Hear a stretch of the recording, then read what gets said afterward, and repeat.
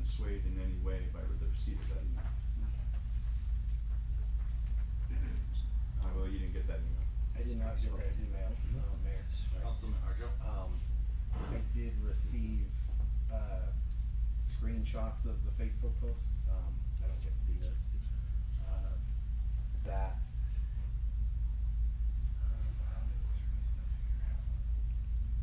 That does state my name specifically in the post regarding Bennett Ranch Station's tabling from last. The content of that post did not fit my name. That's all. Okay, let's run down to, well, before we go to the consent agenda, I want to introduce somebody. Sorry, you grab her. I was going to do it at the beginning of the meeting.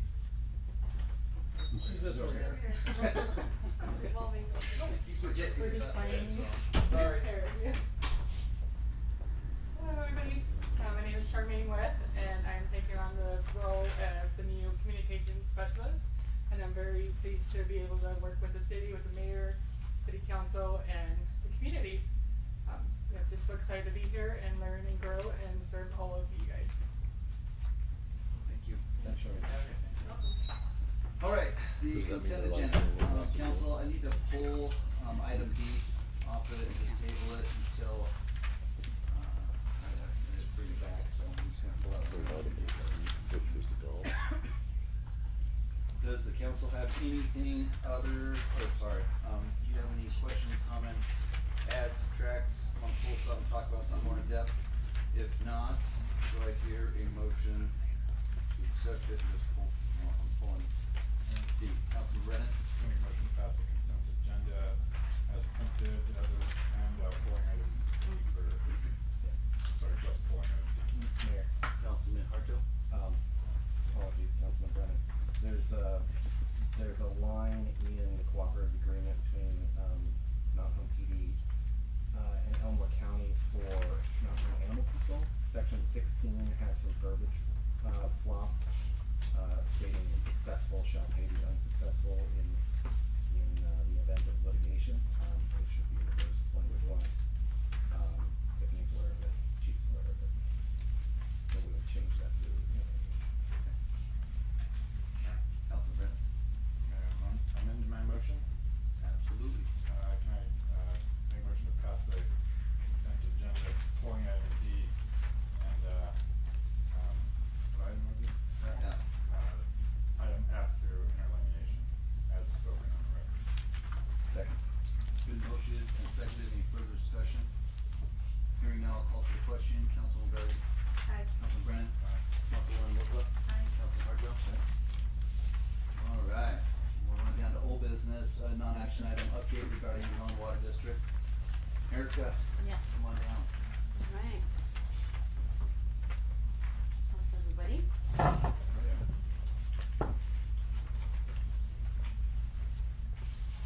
Well, I have some updates. Okay, so we found, and I mean we, it's Tyler Parrish, he's our water specialist. So there is a well contractor that out of Boise that has looked at our well and says he's gonna repair it. And the good news is we have the funds to cover that, so we wouldn't have to wait for a loan. Although we have reached out to banks to get loans, but he says he can cover it. We're going to meet in 2 weeks with an engineer from DEQ to make sure we get all the requests and recommendations needed. We have the funds to cover that repair, and then as long as we continue to do maintenance regularly, he said it would last another 10 to 15 years.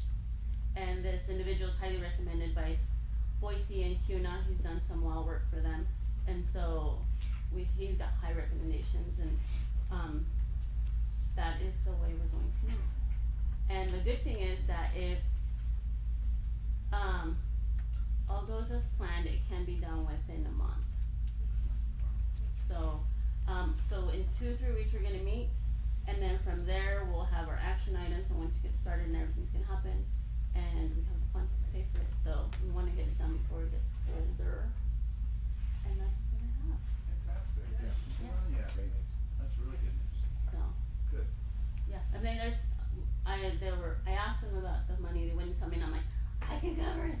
So, we do have the funds to cover it, and I think it'll benefit all of us, so.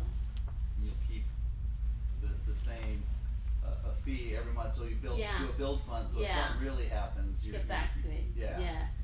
I did talk to DEQ. One of the things they said, which I didn't know this before, is that when you're going to build a new well, they're now recommending 2 wells. So that really is hard. So, but if we can keep this going and keep the maintenance, and that would give us enough time to continue to build the reserve, which would be really nice for the community. So, yeah. Thank you. Good. There you go, yeah, mind blown. All right. Good job, thank you. Yeah, thank you guys. Going down to action item number 2, deliberation decision regarding Mountain Home Irrigation District proposal memorial of understanding. There you go, come on down real quick, and then, were you able to get all the stuff back to the hall? Okay. Were we able to continue the process? So I'm gonna, you want me to let you take that one, cause I don't know where we were, cause I know you were working with Paul and all that good stuff. Well, we had an email snafu. Yeah, Yes, yes. the email, we missed a T, Yeah. in my email address, it's okay. So I eventually got it, Monday, Friday. Late Friday. So I rewrote the MOU, I don't know if you've seen it. I have not. Okay, there was a few things that I was like, okay, I don't know what the answer to this question is, or this question, or this question. Okay. And so there's a couple things that I just don't know yet, that I wanted to put in there. Okay. The total cost of the project, I don't remember what else it was, but there was 4 or 5 things. Some of it was specific on what is exactly being replaced, that Oh, would yeah. be identified. A couple of our council members have expressed saying, and me too, again, the trigger point to use municipal resources from that particular funding source requires that it can be utilized only for the quote replacement or upgrade of existing water systems. It cannot be used for the repair or O&M or even labor. And so that's why I was like, we needed to itemize and we needed to add an entire Exhibit A scope of work, which would say, here's the things that, here's all the things that are gonna be done for this project. And then whether we use a different kind of color font or just a check mark, here's where municipal resources will be utilized. Perfect. And then that's how you do the checks and balances for our funding systems. I don't remember what else there was. The note says specifics on what's being replaced in order to specify the funds. As requested by the members. And that's about it. It's written, it just needs a couple insert here's. That was, obviously, talked to David, and I was like, yeah, we did, or, he goes, oh yeah, she Never said got that it. already, and I was like, so Tiff and I marched over and said, she said, I said it already, we don't have it, so, That's one of those things, MSBT law. Yes. Mayor, Councilman Harjo? that being said, can we table this to bring back at the second meeting in October? We Will that can. provide enough time for, I don't know, legally, can you bring it back for the second meeting? Yeah. Sure. Just so I don't know. procedurally, does that give you guys enough time? Yeah, you should give what you need tomorrow. Mayor, Councilman Harjo? make a motion to table this until the second meeting of October. Second. It's been motioned and, it's been motioned, second, any further discussion? Yeah. Councilman Brennan? I do have a couple comments, and they're really just for me to speak out loud. Okay. I'm not like directing them at anybody, but I think everybody understands where I stand on this, and it's probably one of the hardest decisions I have, because I see value for it and all that, but at the same time trying to be respectful of taxpayer dollars. There's another piece to the puzzle that I didn't address last time I want to talk about now, which is Elmore County's plan to bring water from Anderson Ranch Reservoir down to Mountain Home. And I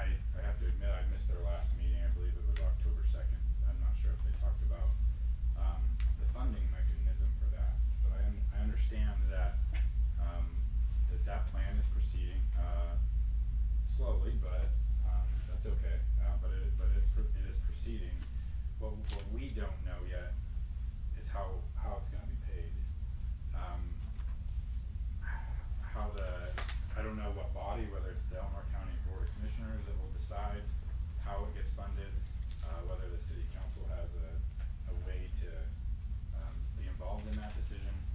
I know there was a study done or being done about who is in the beneficial use zone of that water when it comes down the mountain and ultimately into our reservoirs for recharge. And so when I talked about like triple taxation in my eyes, I see yet another form of tax burden in addition to that in the near future. Because as we know, the irrigation district canals and tunnel systems will have to be used to get that water down here.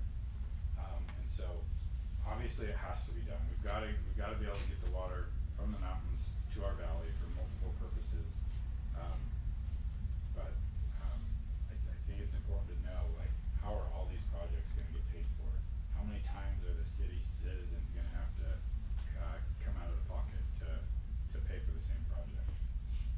That's all. It's been motioned and seconded. Any further discussion? Hearing none, I'll call for the question. Councilman Harjo, sorry. Aye.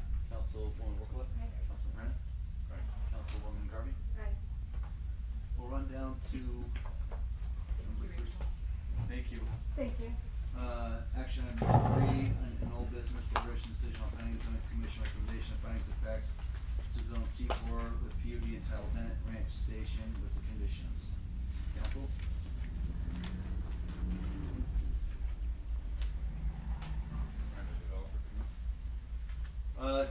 Who's the developer? Dan?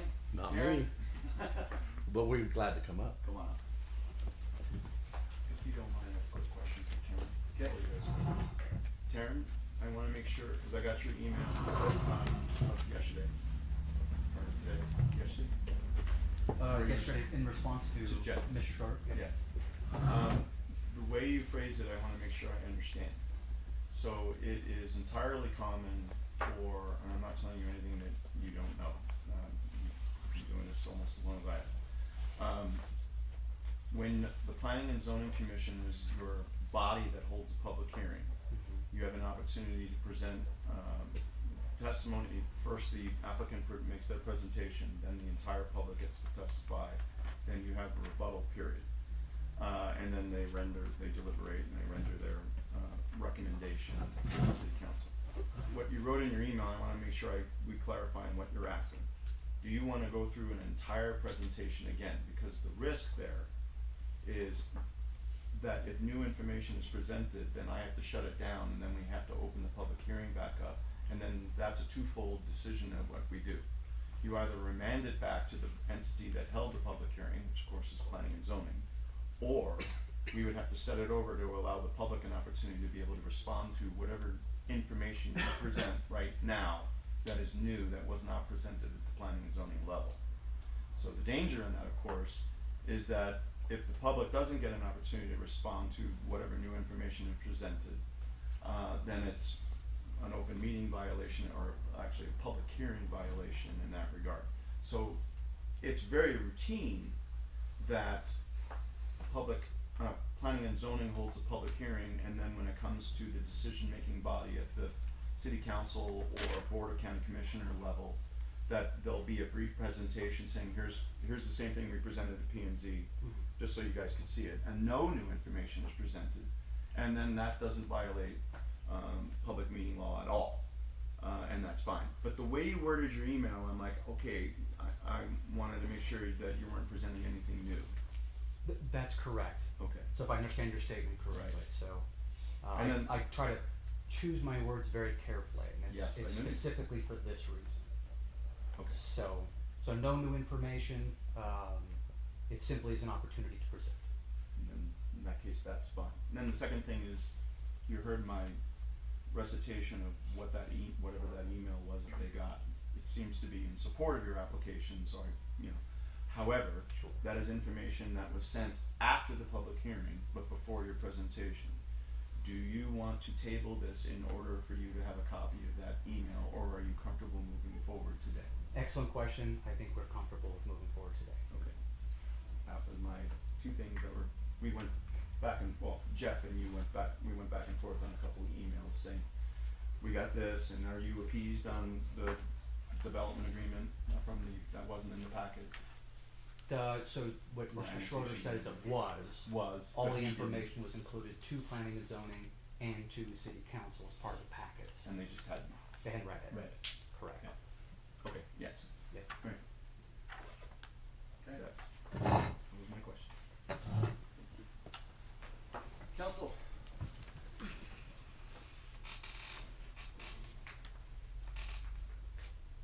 Mayor? Councilman Harder. I should say, I'm sorry to interrupt, but since I didn't tell you what was in Taryn's email, the applicant wanted to make sure they had an opportunity to present some of what they presented at P and Z 2%. That was what they specifically requested. Great.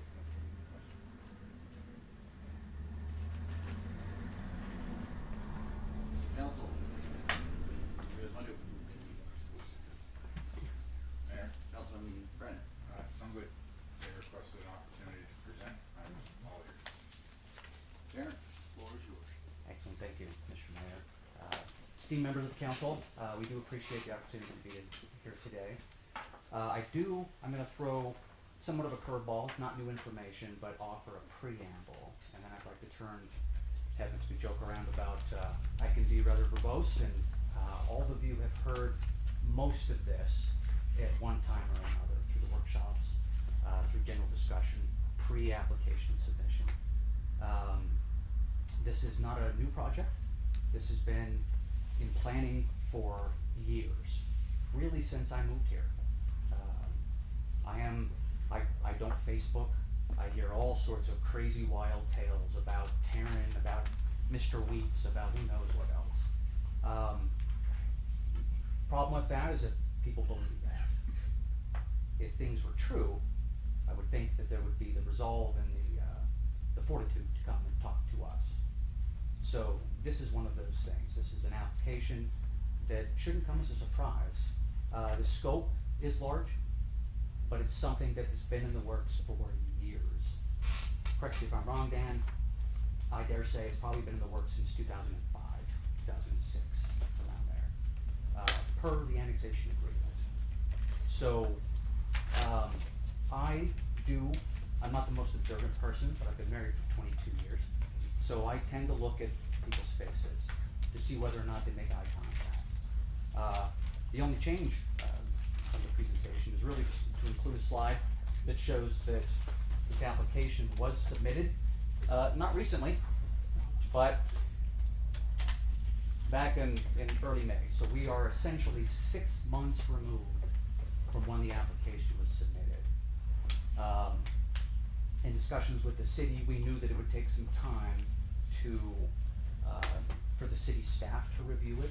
That makes sense.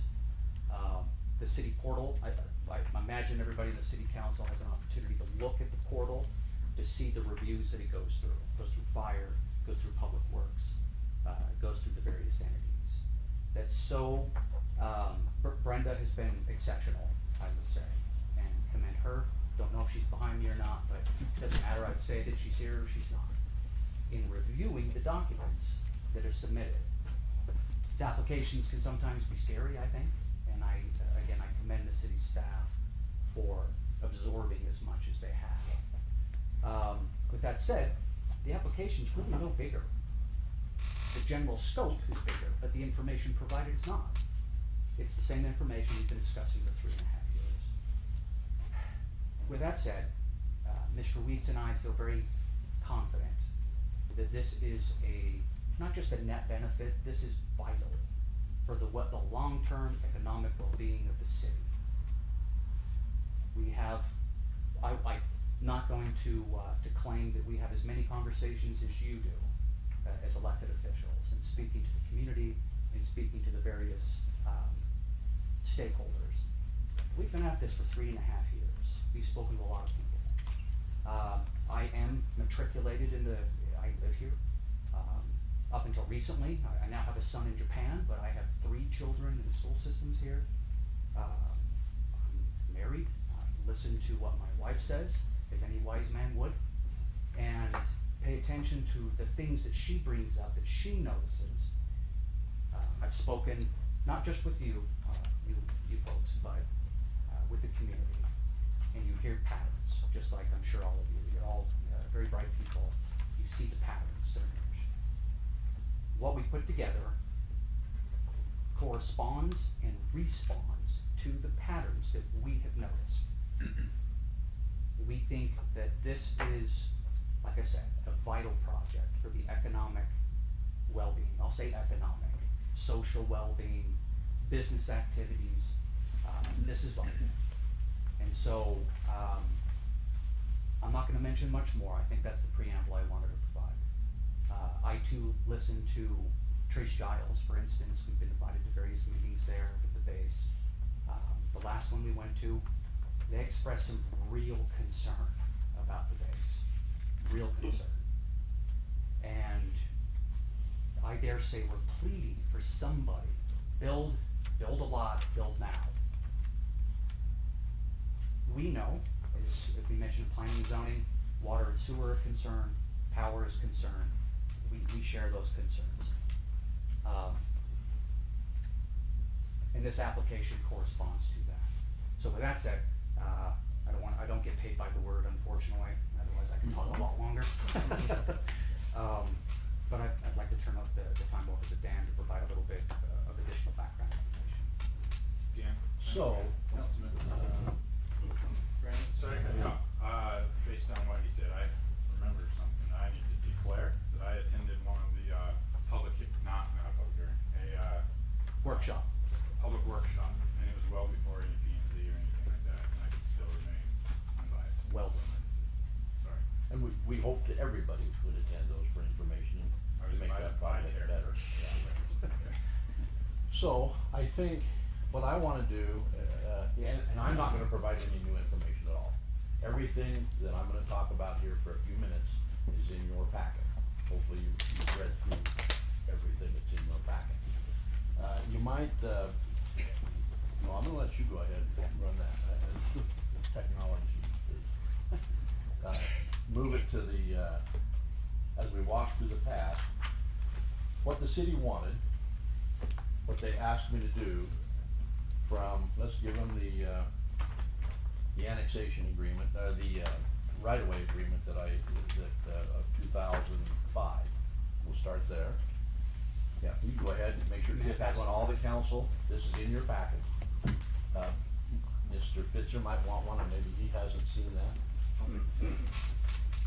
So back in July, and actually in June of 2005, then Mayor Joe McNeil asked me to deed some ground, a right-of-way deed, for a project coming to Mountain Home.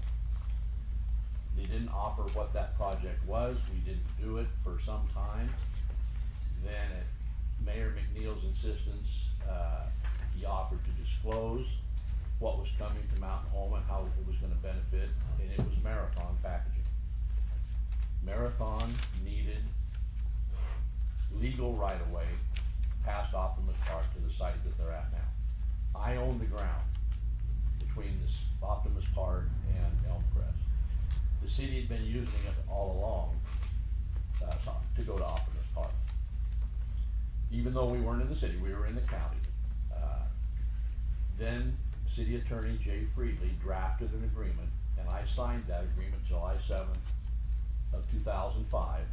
And if you guys, hopefully you have this agreement before you, you can read this agreement. They gave me city water and city sewer, whether I'm in the city or in the county. No limits, no limitation. That was the deal. We have not used that or utilized that to this day. Although Mayor Tom Rist, at a point in time, in 2008, when we did make application for annexation, it was denied twice. We then decided to exercise our option for city water and city sewer. come into while we were in the county. In fashion of Tom Rist, he decided that they weren't gonna do that. Basically, I would say they wanted to renege on the agreement, but they wanted to default on it, so we had a little discussion. I had no problem in releasing them from that agreement, then the ground came back to me. So basically, the city wouldn't have to supply water and sewer, the judge would return them to the way they were, they'd give the ground back to me, so everybody, there's no harm done. The only problem is, I don't think Risk realized at the time, that could be a problem for Marathon, because then that would be a private road. They wouldn't have access, if we denied them access, they wouldn't have water, they wouldn't have sewer, natural gas. So he wrote, first a letter drafted by Jay Friedley, and then a letter drafted by Tom Risk himself. If you guys want time to read any of these, you're welcome to take time to look at them. And we have copies for everybody if you need a copy. Do they need copies? Pass them down. You should all be in the packet. They're all in your packet. These are not in the packet. I didn't see this in the packet. They're They're not in our packet. Yeah, we don't, I've never seen this. I've never seen that letter. I've never seen that letter. That doesn't mean that I can't go dig it out of Tom Risk folder somewhere, but. Well, this is to help you make a decision. This isn't to offer you new information as to the development itself. This is to give you, to let you make a decision of whether you wanna approve this or not. So, I'm here today to say, if you wanna approve it, approve it. If you don't like it, deny it.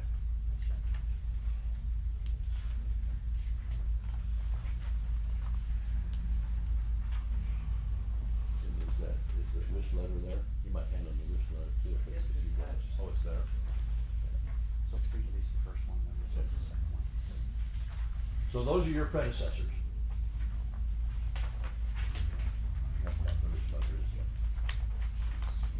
This was submitted to the city. Where it's gone, I don't know. But it was in your packet, Was this through presented- Brenda, through the application. Mr. Mayor, you might ask a question. Go ahead. Were these letters presented at P&Z? No, they were not. But they were in the packet. Yes, to the best of my knowledge, they were in the packet.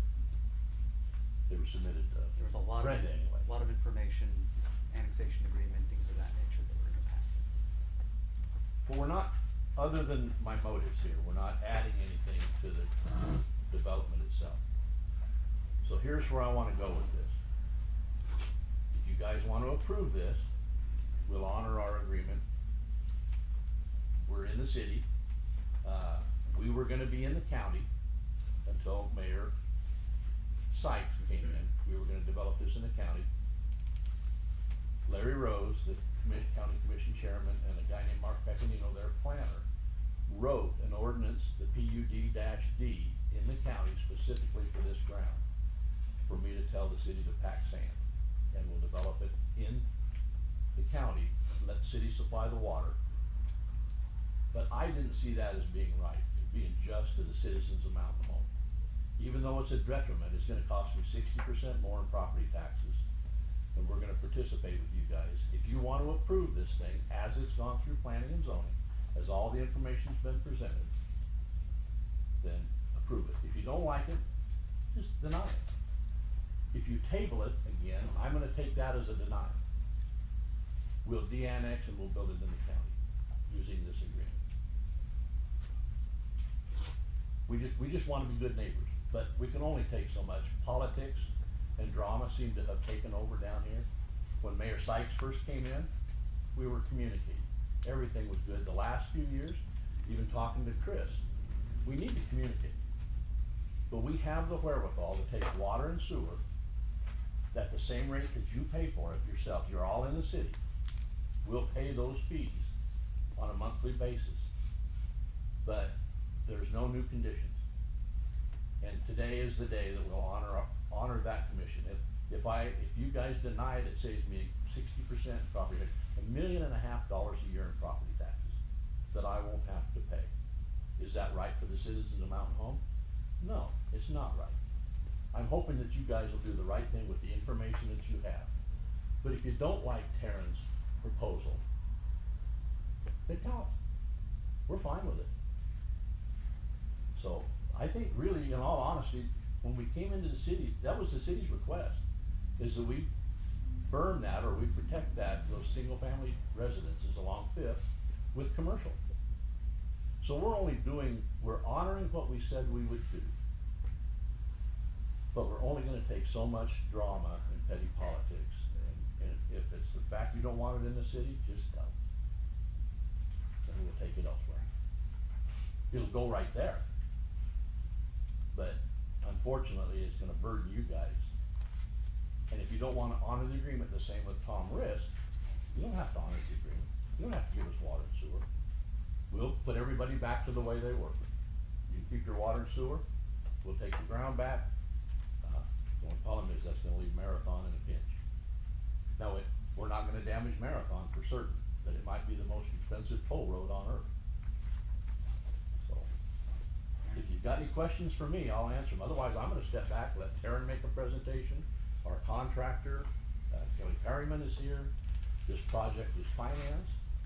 Between the water project that's going in at the base and what we're gonna do here with this housing, we're gonna invest, along with the Department of Defense, to base $1/3 of $1 billion in this community, between what we're doing and what the Department of Defense is doing for water. Those are real dollars. Those are gonna get invested here. This project of ours is financed in 6 phases. So with all that, I think, is there anything else there that you'd like me to talk about? Any questions for you folks, I'm glad to answer them, but I think I've been pretty clear. The only thing I would request is that we communicate. If it comes through Chris, the mayor, let's just talk. We're informal. We don't have to have a real process. I'm available anytime, but we need to be communicating. If you want us to invest here in your community, and we're willing to our detriment. But let's talk. So with that, I'm gonna let Kelly come up. Taryn, you guys can take over. Hang on one second, Councilman Brennan. Thank you. Dan, this is the hand grenade you've been talking about, huh? It is. Yeah, that makes it, we've heard that from several sources that you're dropping something on us today. That makes it sound like you knew we didn't have this information already. No, I knew you had it because I asked Taryn to submit it. You had the information out. Where it went, I don't know. But I made sure Taryn submitted that information in the packet, for certain. Did you know we didn't have it? No, I figured you had it, you hadn't read it. Basically. You were the only one in the last meeting that came here ready to do business. Nobody else had read anything. I just made the assumption, because I had Taryn directly upload that information into your packet, the city packet, so you guys have it, it's there. So Whether they just didn't disseminate it to you, that's not our bad, that's your guys' bad. I think there's some due diligence to be done behind the scenes now to find out if it was submitted, who it was submitted to, and why it didn't make it to Tiffany, the mayor, myself, and all that. But this, it hurts me to say this, but this feels like a real coercive arm twist here.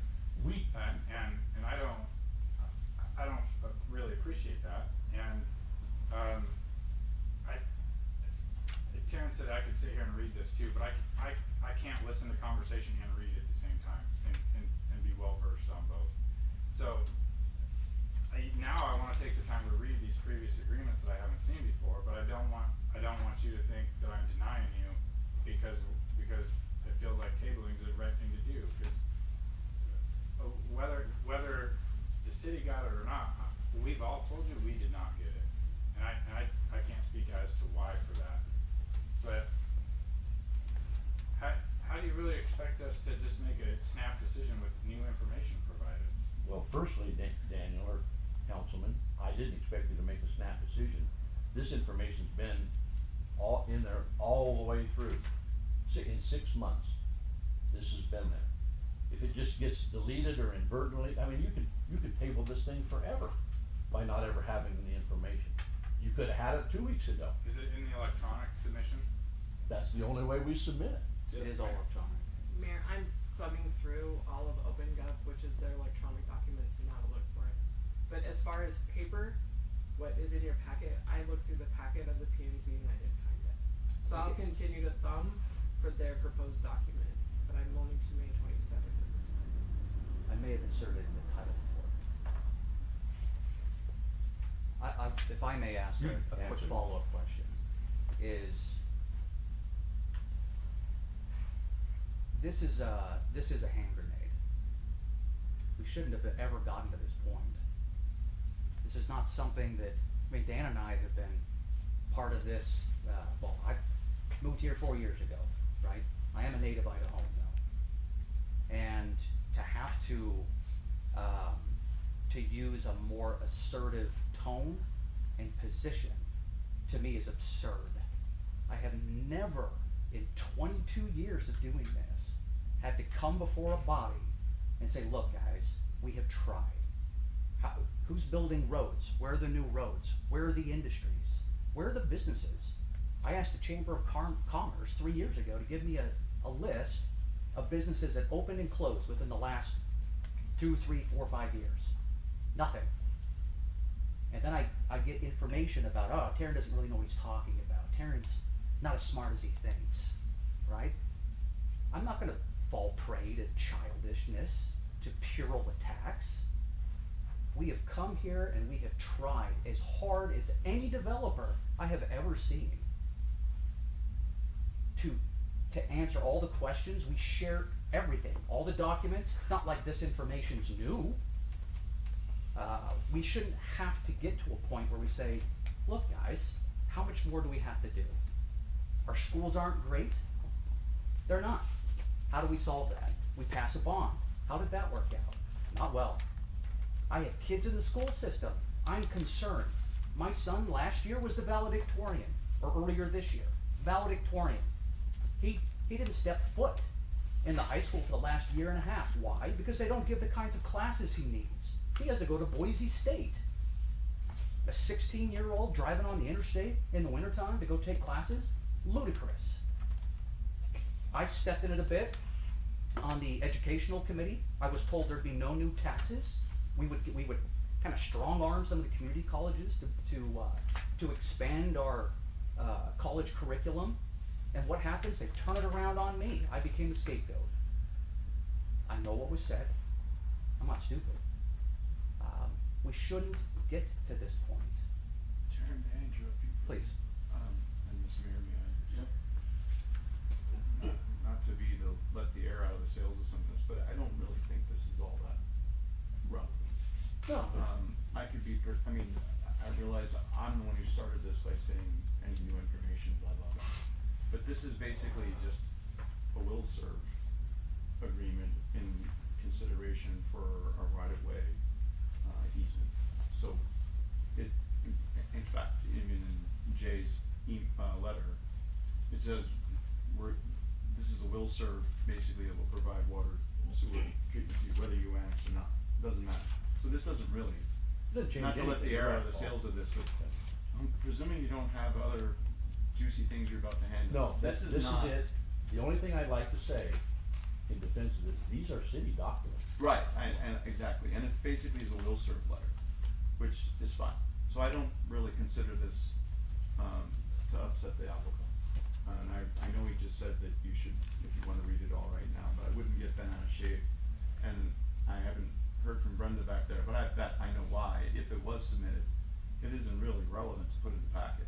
I would not deem it relevant to put in the packet. So I realize that I'm the one who started this ball rolling, but I wouldn't get too bent out of shape about these two documents right now. And then the third is just the county code, and that's a matter of public record. So I'm not worried about any of those. So to the extent it was starting to get back and forth, I'm like, this is okay in my opinion. We just want Tanner to Thank you. present the project. We think it's a good project, but if you don't think it's a good project, deny it. Simple as that. We feel it's good, we feel it's important. A lot of you, we sat in here with Colonel Mays, and he talked about if we don't get housing down here, 3 or 4 years ago, they were gonna start moving people out of Mountain Home Air Force Base. We don't wanna see that. It's not right for the community and it's not right for the state. we're willing to pay 60% more in property taxes and forget this agreement. We'll pay for the water, as long as we don't add any more conditions on it. We'll honor all of that. So, take the project for what it is, let Taryn talk about it, you guys have the information on the project. The only thing I'm saying is there comes a time when we have to say enough's enough. And I don't like, we don't do drama and we don't do politics. So communicate, Chris, anybody that wants to come to me is welcome to come to me, come to Taryn. Taryn's taking over for me down here, so, right Taryn? Very dangerous thing to say, Dan. So I'm gonna let Kelly Perryman take my position up here, he's the contractor that's gonna build this thing. You may have some questions of him, you may have questions of Taryn.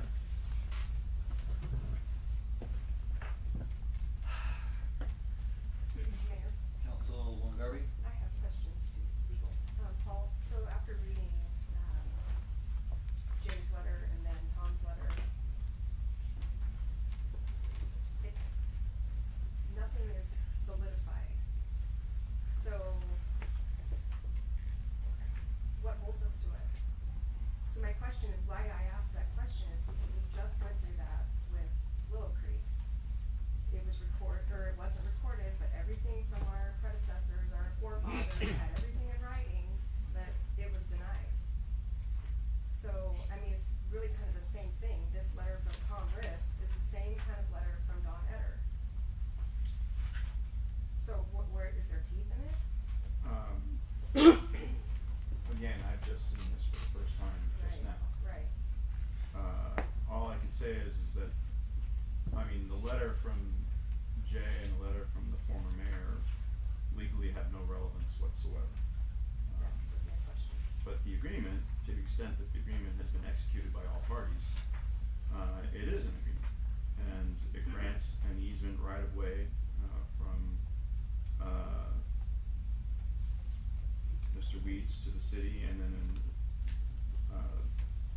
in response, the connection to city water, when the city installs water and sewer main lines that can service the property that is described herein, city shall allow Weeds to connect said property to city water and sewer main lines in the same cost the city would charge to anybody else who joins. This is basically an out of jurisdiction, extraterritorial will serve, is basically what this is. And this is a valid agreement.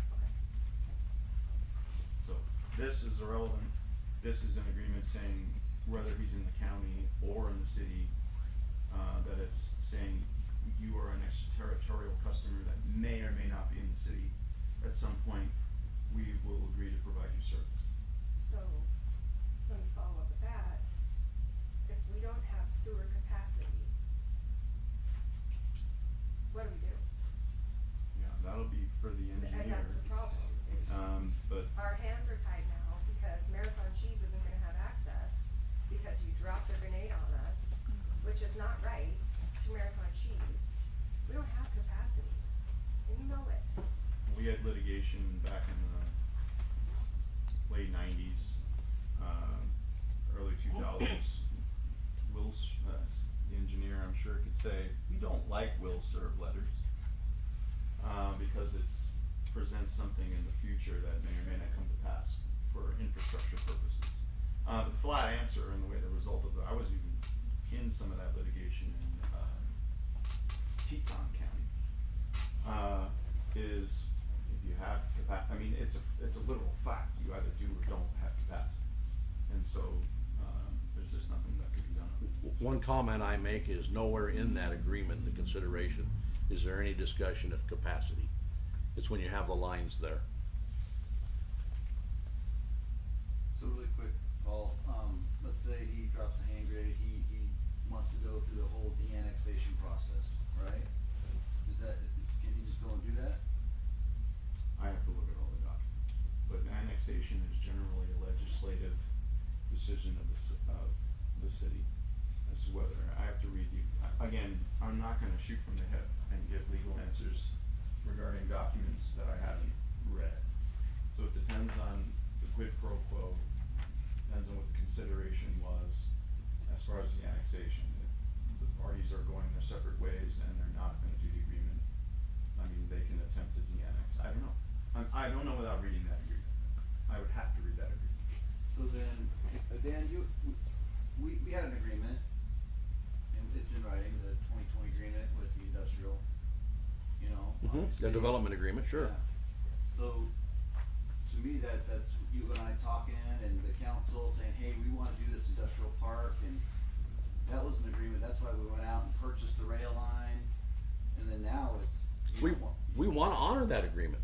We wanna honor everything that we've done. That's why I say, we're here today, 6 months down the road, saying, listen, let's get this thing done, approve this thing, let Karen start on the construction plans, and we'll build it. If you don't wanna do it, if you don't like it, don't do it. And, well, here's here's the grenade you dropped on us, that our citizens are gonna have to, well, I guess you get to hook up, get water, wastewater, and then, you know. That's what Tom Rist found, and they researched it. Right. Because he made the allegation, well, no, we're not gonna honor it. And I said, that's just fine, so I had the attorneys wrote some letters back and forth, we all go our separate ways. You guys don't have to supply water and sewer, you don't have to. Marathon's in a pickle.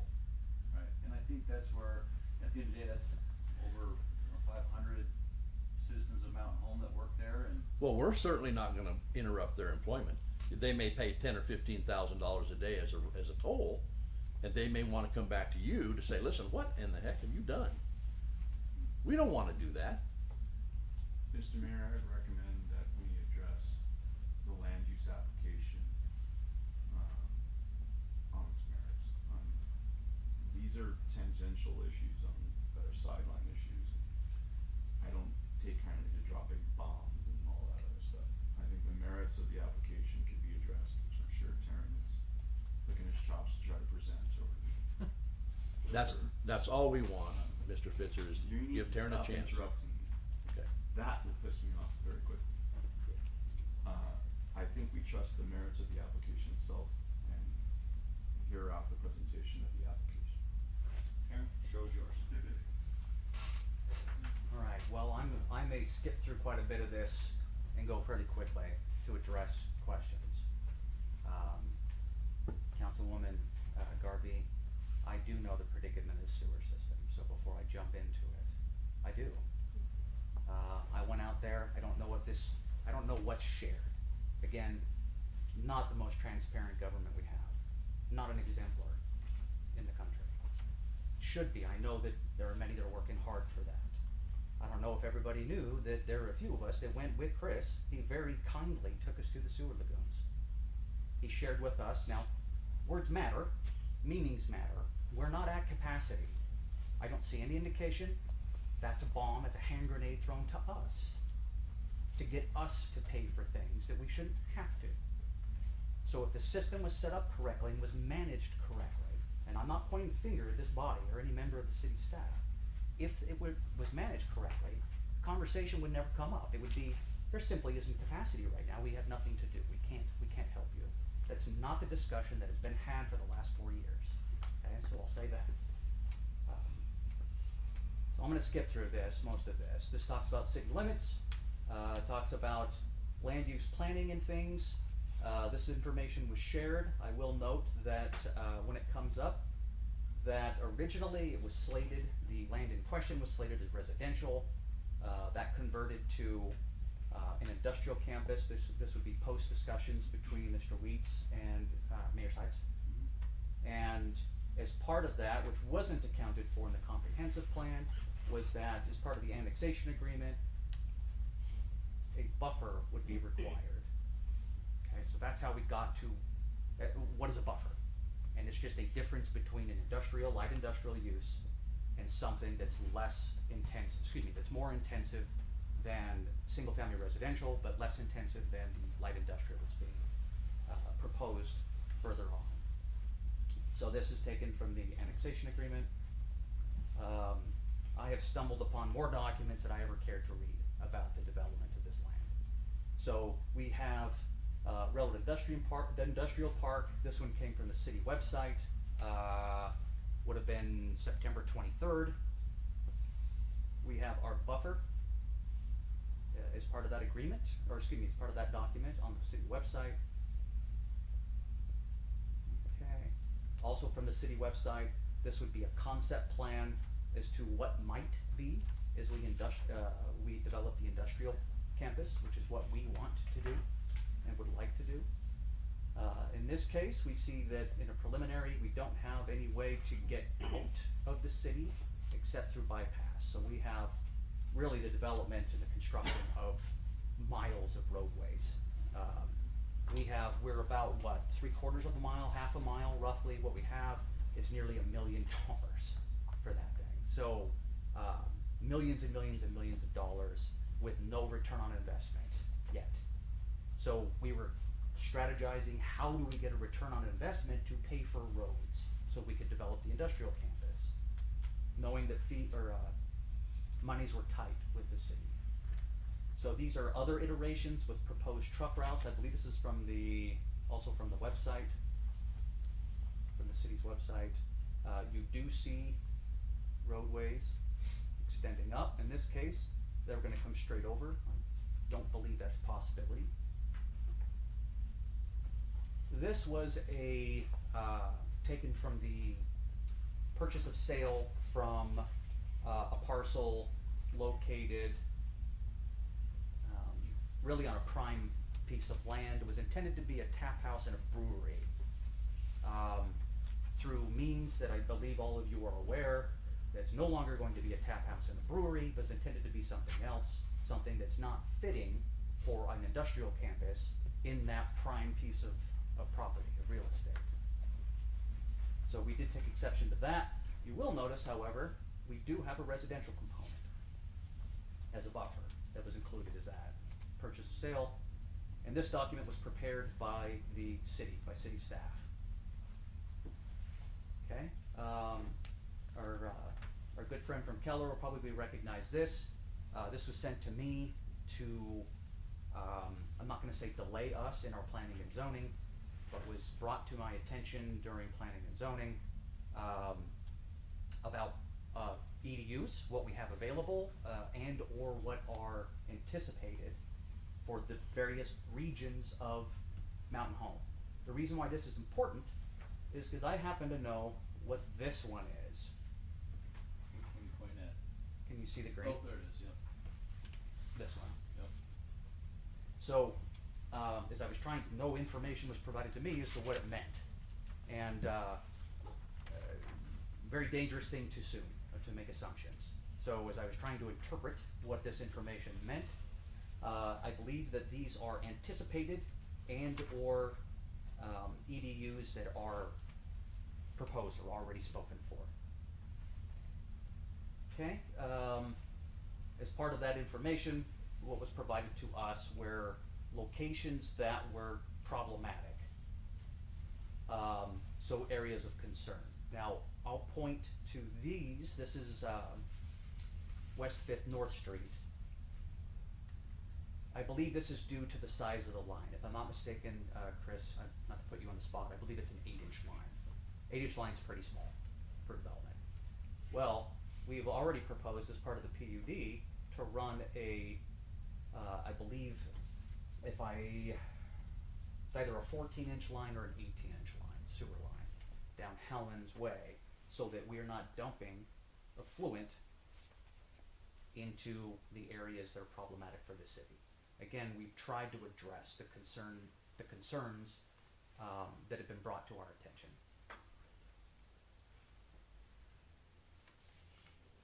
Okay, so this shows some early iterations of a buffer, how we might resolve concerns about transportation and how we grow the industrial campus, knowing that we need to have some kind of arterial, a major arterial to get in and out of the city, excuse me, as quickly as possible.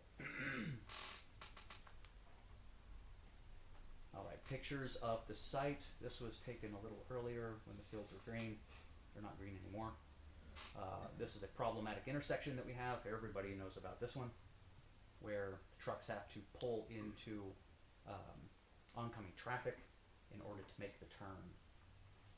And that is one of the reasons why the traffic circle looks a little a little askew as opposed to being in the center. And that was to resolve problems with Idaho Power and poles and other known existing challenges. Okay.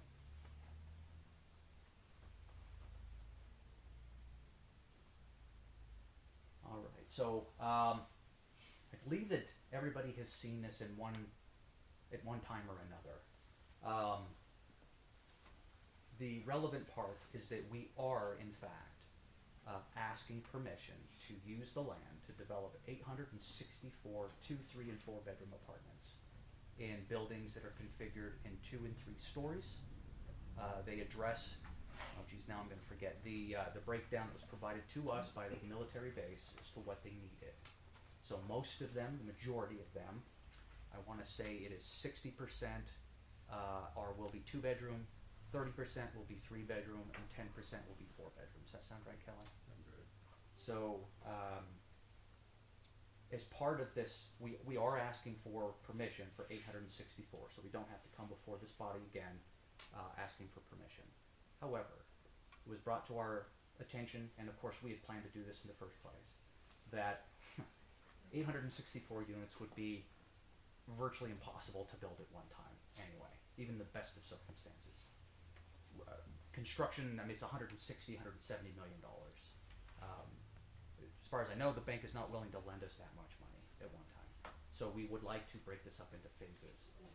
The first phase, and the one that I would like to concentrate on as part of this presentation, is located right here with yellow and consists of 72 units.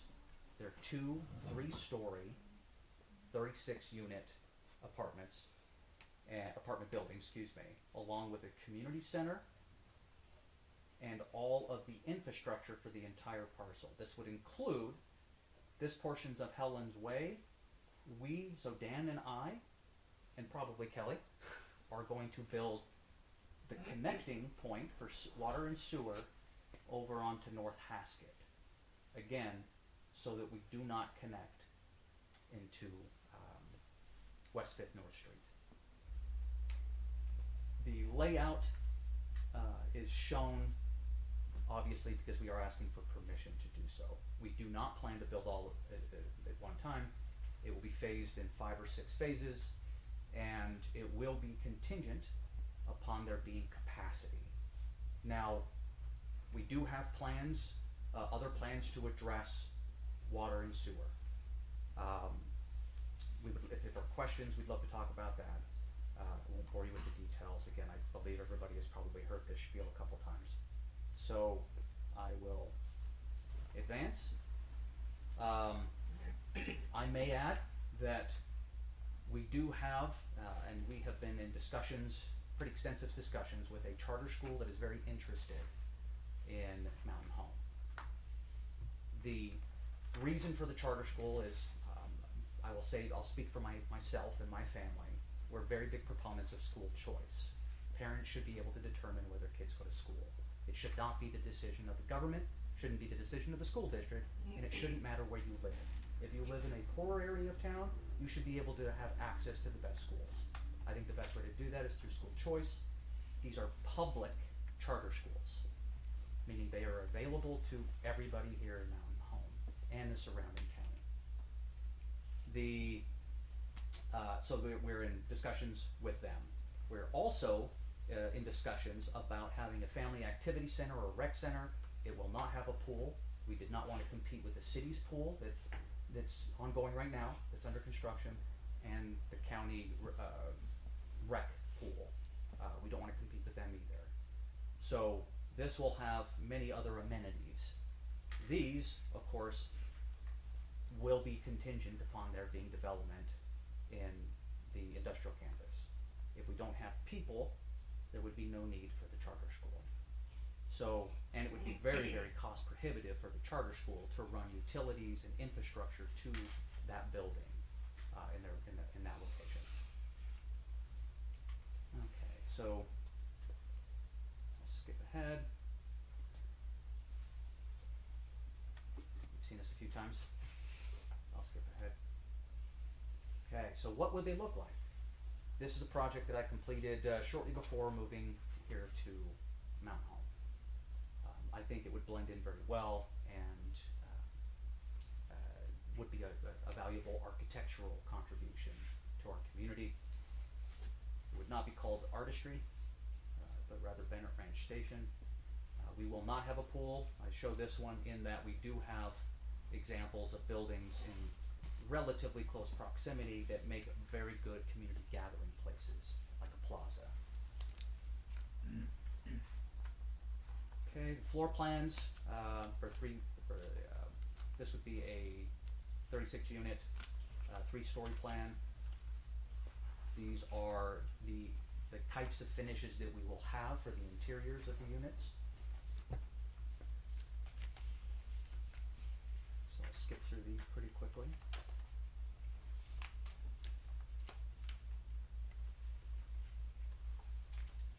We do have indoor and outdoor spaces as part of the plan. Community building. We do think it's important to have a community building. The entire development, should it be approved, will have 3 of them, and each one will have different amenities. So the community buildings will be different from each other, or the amenities that they provide. Okay, and I tried to be respectful of time, so would love to answer any questions if there are any. So Taryn, you have the Helen's Way coming out on Haskett. Yes.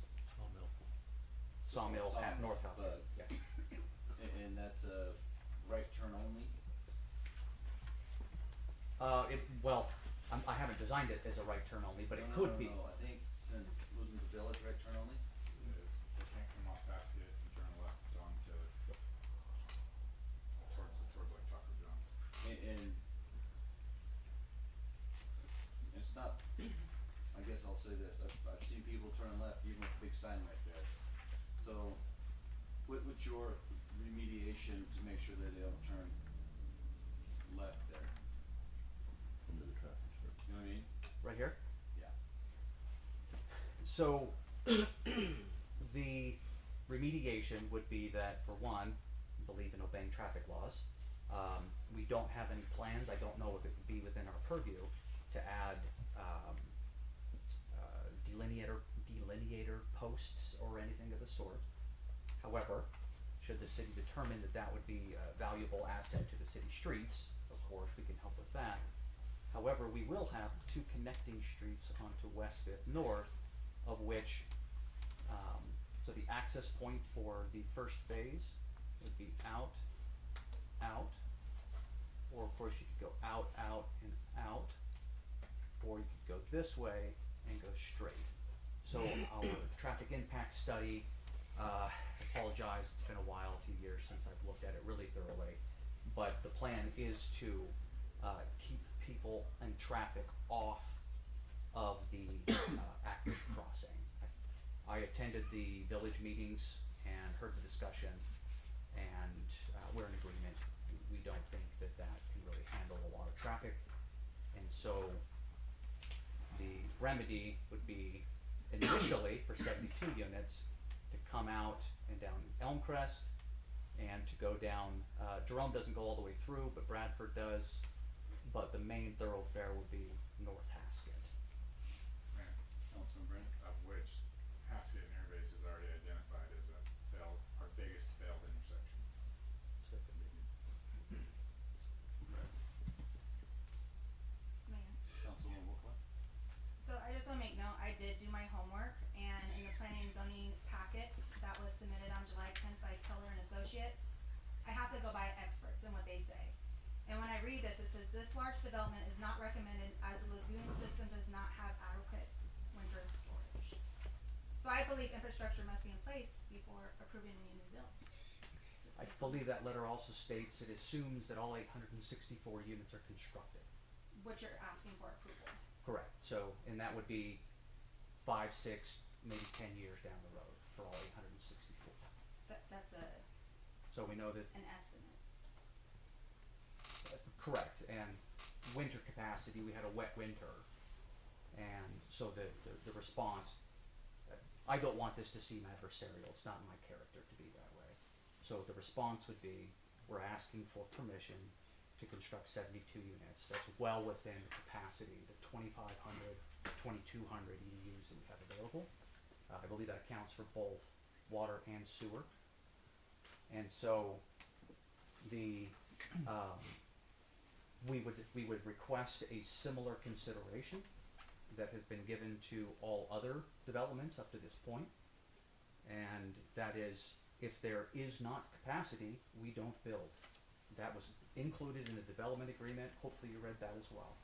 That was language that I added per planning and zoning, and states that we will come together, not as a decision-making body, but rather administrative with the city staff and public works, and to say, all right, Mr. Curtis, how many EDUs do we have available at this time? We know that there will be 2 new cells provided, or a cell and a half, to the sewer lagoons. I know that the city is has been great in trying to get grant money, and more importantly, we have now an established tax base. Cities are supposed to operate off of tax revenue and not off simply grant money. Paul, can you please explain the phases that he's talking about? So the 864 is what we're approving or not, and he's saying, well, there's an agreement within phases. So if there's not capacity after phase 1, then they won't build on to phase 2. But that gets kind of weird in my mind because we're approving 864. So can you explain that? Potentially approving 864. I guess I don't know what, I don't know as well as Brenda and Chris do about what is or isn't the number of units. I can say that if you grant, that's the whole point, is if you grant a land use application that allows for 864 EDUs, you're agreeing to provide 864 EDUs at some time. The reason why you break it down into phases, and usually, okay, I'm not talking about this application, I'm talking about in general, whether it's City of Boise or something, is when you break it down into phases, it's perfectly well known that the Public Works may not be able to provide service at that time to it, and there's a cooperation between the developer of, something that's that large. The last one that comes to my mind that I worked on in the City of Boise was Harris Ranch, which was huge, and the City of Boise didn't have the capacity to be able to process it upon its full build-out. But the developer, it was the Wardles, at the time, they worked with the city and they helped pay for the new sewer facilities that would be able to process it eventually upon build-out. So. I'm not sure who addressed the question to, but in reading the findings of facts for P&Z, there seems to be some authority of the city council taken away with the statement in there that P&Z now has the right to grant extensions rather than that coming back before city council. How did that work its way in there, and what's... No, what had happened is I had made a change to verbiage to say that it would go to city council for decision. Brenda flagged it and said it needs to go through planning and zoning first, then to city council. So It's not how it's written. In there, I don't know if anybody can help me. It specifically says that planning and zoning is granted the authority to grant an extension. Well, I'll let you check on that. It doesn't matter. It's just, it's the findings that aren't even, I think, officially approved from P&Z. It's irrelevant. They can't change the code. The whole planning and zoning document is a quote-unquote recommendation. And so the city council still has decision on all of that. Plus, their findings are irrelevant. It'll be your findings that will guide it later. So Jaren, you're asking to take this out of an I-1, put it into a C4, and then do a PUD, Correct. because you can't do that in I-1. Correct. Right. Even though Dan and I, or the council at the time, agreed that this is gonna be our industrial park, all Not all I wasn't privy to those conversations, so I don't wanna say this is what I've gleaned from the various conversations. However, I will say that, as Mr. Fitzer can attest, these kinds of decisions, they're all over the place. Discussions leading to a determination are all over the place initially. That's the whole point of going through a PUD or going through a conceptual master plan of property that is this large. So, correct me if I'm wrong, Mr. Mayor, I think the idea is that we would like an industrial base here.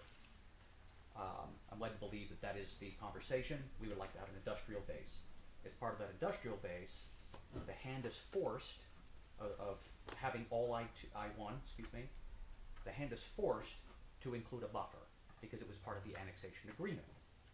So planners, attorneys, the mayor or mayors of the past helped, and the city council helped to make that determination that a buffer would be needed.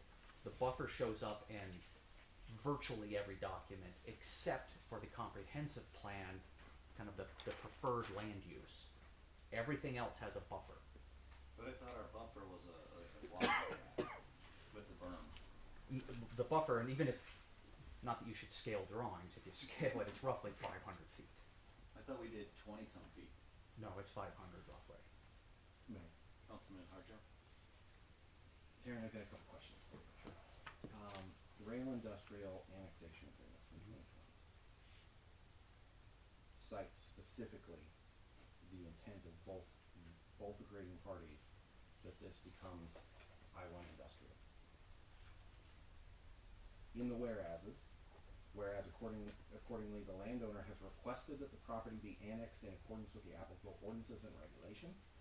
And in this agreement, the execution of this agreement is the evidence of the landowner's agreement to submit the property to this agreement and the railway industrial park overlay zone jointly and together. As I read through this document, it refers not to rezoning, it refers not to the use of a PUD, but instead the industrial park overlay zone, and as well a to be submitted overlay that is discussed both in the comp plan and in our ordinances. According to this document, there's nothing in here with the intent of a residential zone, a residential buffer.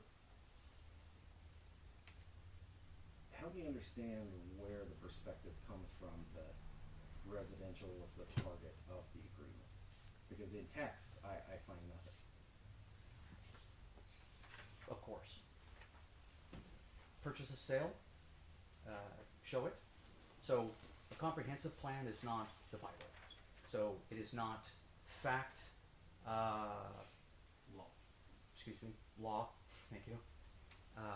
It is I would say, a direction and provides clarification for incoming parties as to what is desirable. Is that a good way to phrase it? It is. What is desirable? We, and I wasn't going to talk about this really because it is pertinent, it is germane to the discussion. When I got initially pulled into the conversation, the intention was to draw or to provide a buffer, and residential was one of the first things. Multifamily, so higher density residential, was part of the discussion. Where's the evidence for that? In the purchase and sale agreement, I should have included the date. This was sold in 2022, 2021? No, it was before that, I think. 21. 21. December 21. And you can see from the purchase of sale agreement, well, it's a little muddy. It's what happens when you scan a scan of a scan. But this is, I know what this is because I created it. This is a multifamily residential development. It was supposed to be complementary to Turner House, and there would be cross-pollination.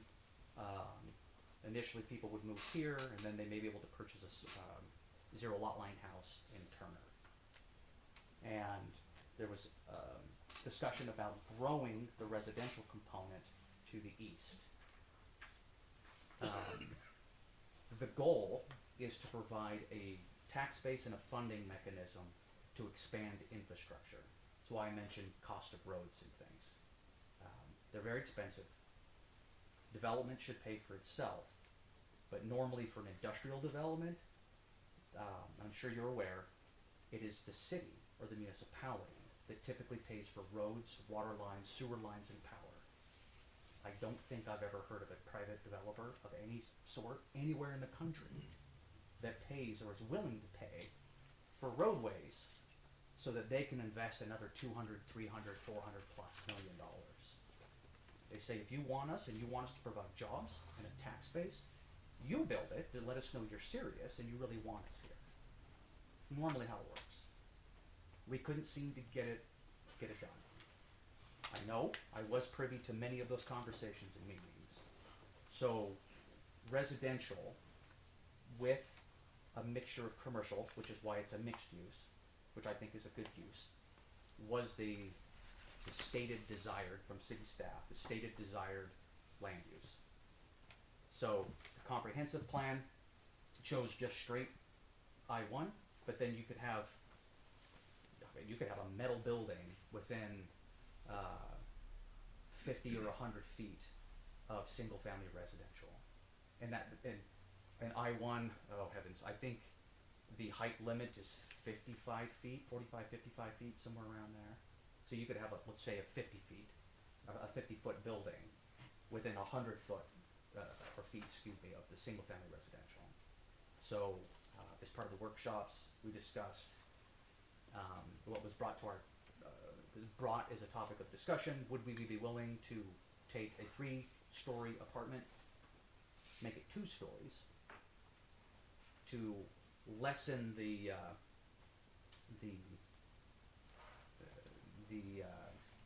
density and the feeling of a cavern, the cavernous. I gave you a very long-winded answer. Sorry. No, I appreciate that. Again, the guiding documents that we have, the land purchase agreement is not something that was included in is not something that was included to any of this body. Our guiding documents are those which have been ratified by iterations of this body before us. That equals rail industrial annexation agreement, the 2020 comprehensive plan, and in no part of either of these does it define any residential component in that area. So when we talk about this particular agenda item, which is specifically for the rezone, this is where I find the deviation in what all guiding documents that we have reference to are not congruent to what is being presented. 3.7 of the comprehensive plan describes complete the proposed rail industrial park to allow for a rail-served industrial and manufacturing sector. In no portion of this does it discuss residential. In the rail industrial annexation agreement, even on the overlay map in Exhibit B, there is a buffer zone, and by the unit of measure provided in that, comparative to the maps of the layout of what Bennett Ranch Station appears to be in a preliminary plat offering, those are very different overlay maps, very different uses. As it pertains to the rezone specifically, this seems to be in conflict with exactly what was applied and agreed to in 2020. And I think that's my biggest struggle with rectifying what's being presented and what we have to operate on. Did you read through, and I imagine you did, very thorough, so I appreciate the comment, Councilman. There is residential components that are allowed outright in I-1, not the least of which is senior living or assisted living, a much, much, much more sensitive land use than multifamily. And is this senior living? No, which is why we're asking for C4. So I guess that's my struggle here, and But doesn't that as you contradict know, the when point? it comes to planning and zoning, they've been working on aspects of the land use chart for a year. Specifically what you mentioned with I-1 in residential, group care facility, group home no more than 8, halfway houses are all 3 permitted uses, nursing home and retirement home is a permitted use, and manufactured common units, individual lots, temporary, are conditional. And that is it. Apartments, dwelling conversions, dwelling commercial mixed use, dwellings duplex attached single family, dwellings multiple family more than 4 units, dwellings multiple family 3 to 4 units in townhomes, dwellings single family. They're all non-permitted use in the I-1 zone. So when I look at the guiding documents that were agreed to before my time that state the specificities of what was agreed to in the annexation agreement and recorded as such, that any aspect of residential was never the target. The comprehensive plan defines this area even in reference as it was being drafted and published at the time that this annexation agreement came about. It specifies that the intent is for light industrial, not a rezone to C4 and a C4 R4 PUD. This is where I think at the very base level of the presentation is early in the discussion of what the function of the ground and the zoning on it is. I have fundamental trouble understanding why the city would deviate from the I-1 agreement in the rail industrial annexation agreement to rezone the C4, knowing that the C4 use is going to be an R4 PUD. It's not consistent with the guiding documents that we have. Again, I appreciate the comment. The struggle that cities have, and is one that has done work all over the country, I can attest to. Guiding documents, again, are not law. They're changed all the time. They're changed based on the demand and the needs of the community and the demands and needs of the landowner. So the land is owned not by the city, correct? So this land is owned by Mr. Weeds. He has a right, you've heard my spiel about being nearly or close to a private property absolutist as one can be. We have been working on, I believe it's 8 years, okay, 4 of those I've been here, of attracting industrial users with no success. 0. None. Why? That, I think, is a fitting question. One that was answered in the workshops. Because we're privy to these conversations. They either want the land for close to free, as in, Dan, you spent millions and millions of dollars, but give it to us, because we'll benefit the city. Well, then how do you make Dan whole for investing in that land? Okay. Aaron, respectfully, that is the gamble of real estate investment. Like, this is again an inconsistent use with what the agreement is. It's not. I definitely disagree. The reason why we're here is because in order to get the density, there's no multifamily zoning in Mountain Home. There is multifamily zoning in the county that's permitted outright. So, as Dan mentioned, we want to do what's right. I totally disagree that it's inconsistent. If it were, we wouldn't have started discussions 4 years ago. It wouldn't be in our other documents provided by the city. It wouldn't be there. There would be no residential whatsoever, much less assisted living or mobile home park. So I think the fatal flaw is to rely on the knowledge and wisdom, the knowledge of the body at the time you're making decisions. They're making a best guess. We, as a landowner and developer, are coming to you with quite a bit more information, hence the presentation, of the phone calls that we receive, of the discussions with the city that we've had, and both the successes of those discussions and the failures of those discussions.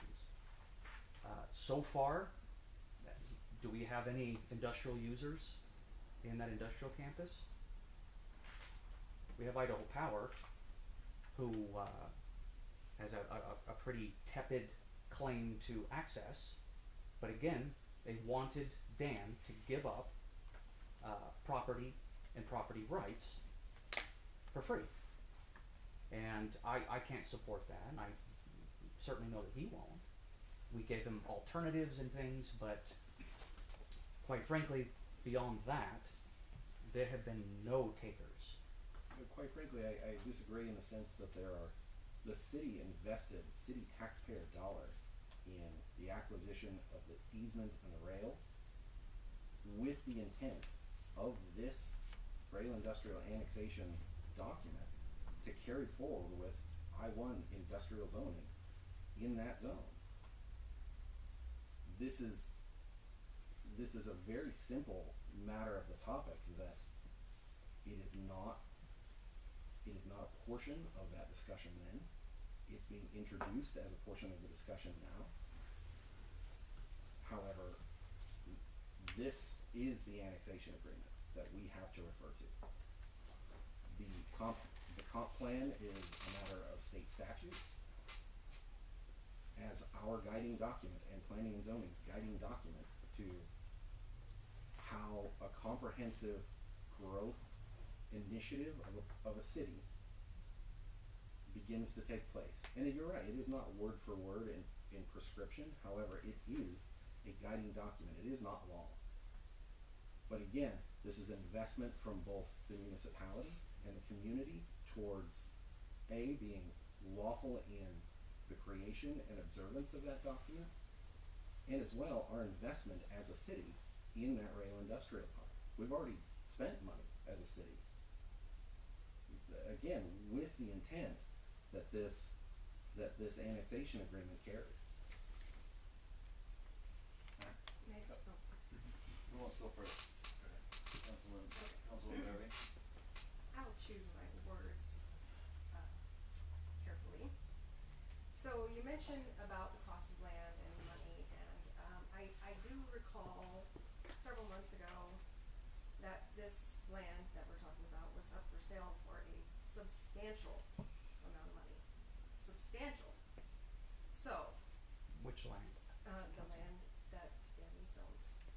No. As an industrial park. There were signs everywhere. Anyway. So is it that we are not attracting industrial, or is it that the land is unaffordable to people such as Idaho Power? And I happen to know a little bit of the backstory of Idaho Power and what happened there. So is it that the land is unaffordable, or is it that we don't have industry coming here? So we have several questions here. And I have another question. This is more for Paul, and maybe it's just me thinking weirdly. So does the agreement from 2005 that says, we'll give them right away, is that negated or superseded by the 2020 agreement that says on 4.2 that he will, Wheats and Company, they've already received a water right waiver for phase 1 in 2005. And then any future development of that property that is outside the boundaries of the property designated as phase 1 shall require the landowner to transfer Bennett Ranch water storage to the city of Mountain Home, or in the alternative, to pay the water right fee in effect at the time to the development. I won't continue on, but which language do we go off of at this point? Because this, on the railroad industrial annexation, says something completely different, in my opinion, than the 2005 document. So, what do we go based off of? As a matter of interpretation that a court would do, is to the extent possible you would read both documents in conjunction with one another, and where there is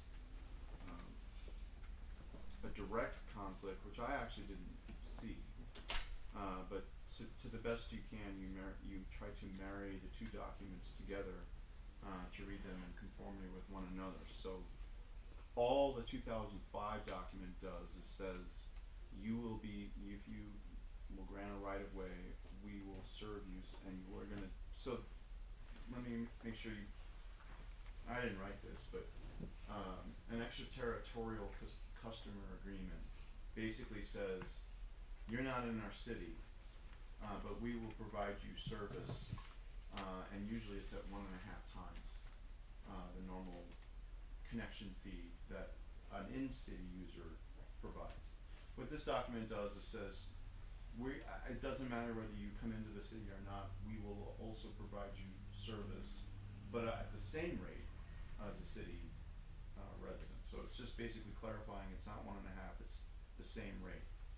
That's how I interpret this. It doesn't, where I guess it's kind of goofy, is it doesn't specify a number of EUs. I mean, it doesn't specify any of that stuff. And so that's when I went back to, where I was teasing about the engineer going, if we have capacity, we do, we don't. I mean, you don't get to just say we're gonna have 2 units that we're gonna join, or 5,000. That there provides no predictability there on how you could possibly have a will serve that could do that. Hence why the letters, I'm like, that's just irrelevant. However, if you read the other one, again, all that is saying is, and I'm not gonna make you read it again, but I read it, those two things in conjunction with one another. That basically says we'll be able to process this, this says will serve, will provide service to you. This one says, that second document says how that will come about. So I believe you could read the two together. I don't believe they're in conflict. So, bear with me here. I'm gonna think through what's going through my brain, and I don't know if you need to interject. So, okay, I just wanna make sure I understand. So, in 2005, it was not industrial. Right. It was just land. We'll give Marathon Cheese a right of way. City Mountain Home, you will grant us access to your water and sewer, Right. period. That's Without it. any specification. Okay, so the then number we of move EUs forward, 2005, 20 years later, whatever, 15 years later, and we annex them in. with more specificity more of how we'll provide that service. Okay, so I just wanna make sure it's not quite dragging in my brain as far as, he's saying we get to connect to your water and sewer no matter what. This isn't saying you will pay for it no matter what. Did I read that You correctly? could read both together. That's what I'm saying. If you pay for it, we'll provide it. Okay, so I'm just trying to work through, it's not like we can take your water no matter what. That's what I'm trying to work through. There's a fee attached to it essentially. And this actually says that they'll pay Okay, all the okay, fees okay. associated with it, as any other city resident will do, even the letters say that. Okay, so I I'm mean, just trying to work I'm it not, through my brain. again, these things are, despite them being introduced today, I really don't, I should not have upset the apple cart at all. We're dealing with the merits of the application now. My comment as to Councilmember Harjo and to Taryn's comments, you're both right. I didn't hear anything that anybody said that actually was wrong. About the purpose behind a comprehensive planning document, get that. Versus outside of. Buffering Or doesn't annexation. necessarily change the nature, wouldn't violate the comp plan necessarily. The development agreement or the annexation agreement, that has more teeth, cause that is a contractual obligation. That's my comments on what I've heard of the two of you. You're both right. Nothing that was said was wrong. So, correct me if I'm wrong, Dan, we annexed your property in the into the city, right? It's like 283 acres. 400, we took the solar park in as well. And then, So phase one, did you pay the 2,000 acre? I don't think you did. no, phase one, so you waived that as part of the annexation, as part of the contract. For You the- waived that fee for the first the solar park is a 50-year lease, Right. so it's not coming out, It was so. for the 280, wasn't it, or the It was 275, 280. Yeah, 280. That's phase one. Anything further than that, if we go out further, then absolutely.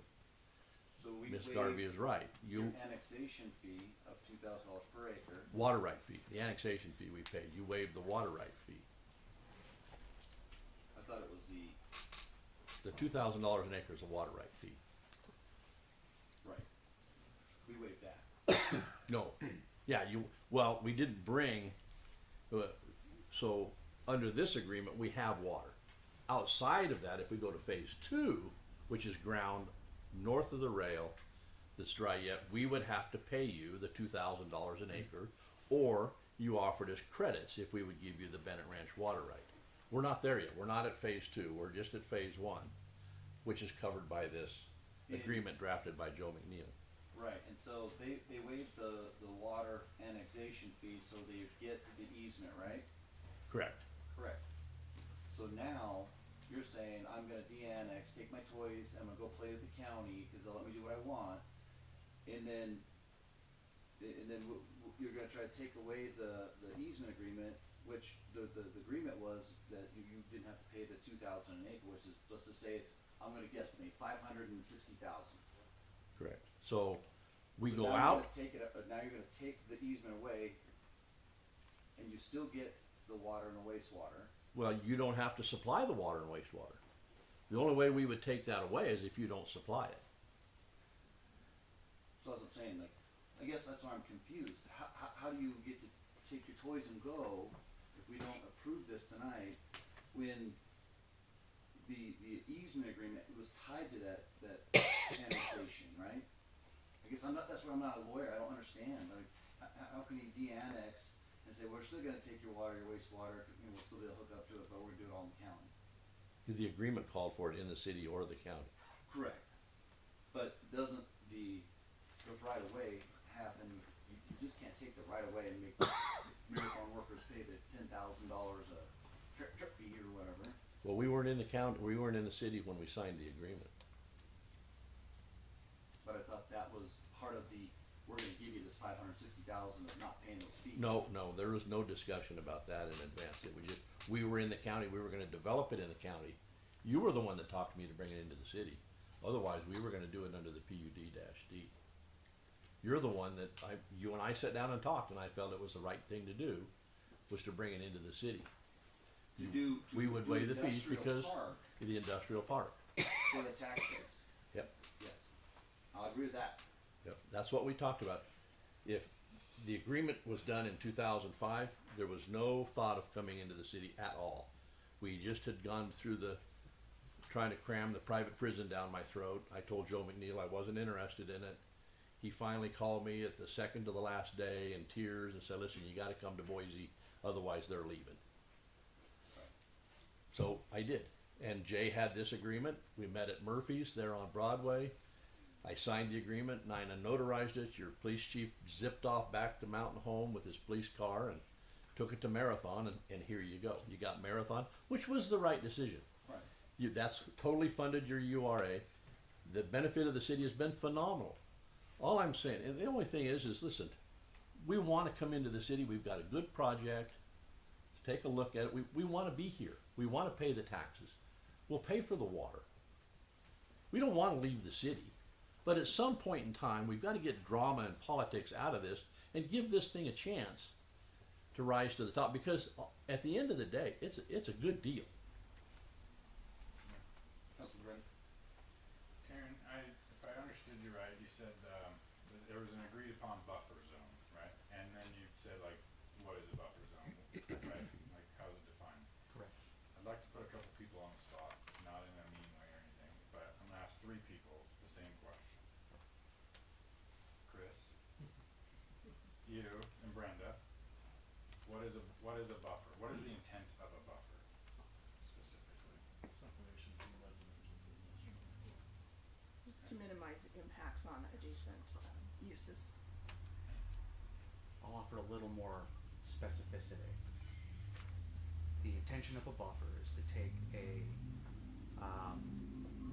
more intensive use or a use that is less conducive to an adjacent proposed use or existing use, and to protect the less intensive from the more intensive. So, with multifamily housing, right, it's an allowed use in R4, in C4, is that right? Correct. Conditional. Conditional in C4. And then, so in my mind, I wonder, like, it's really the base layer zoning is an R4 for multifamily housing, which is across the street, across West Fifth there.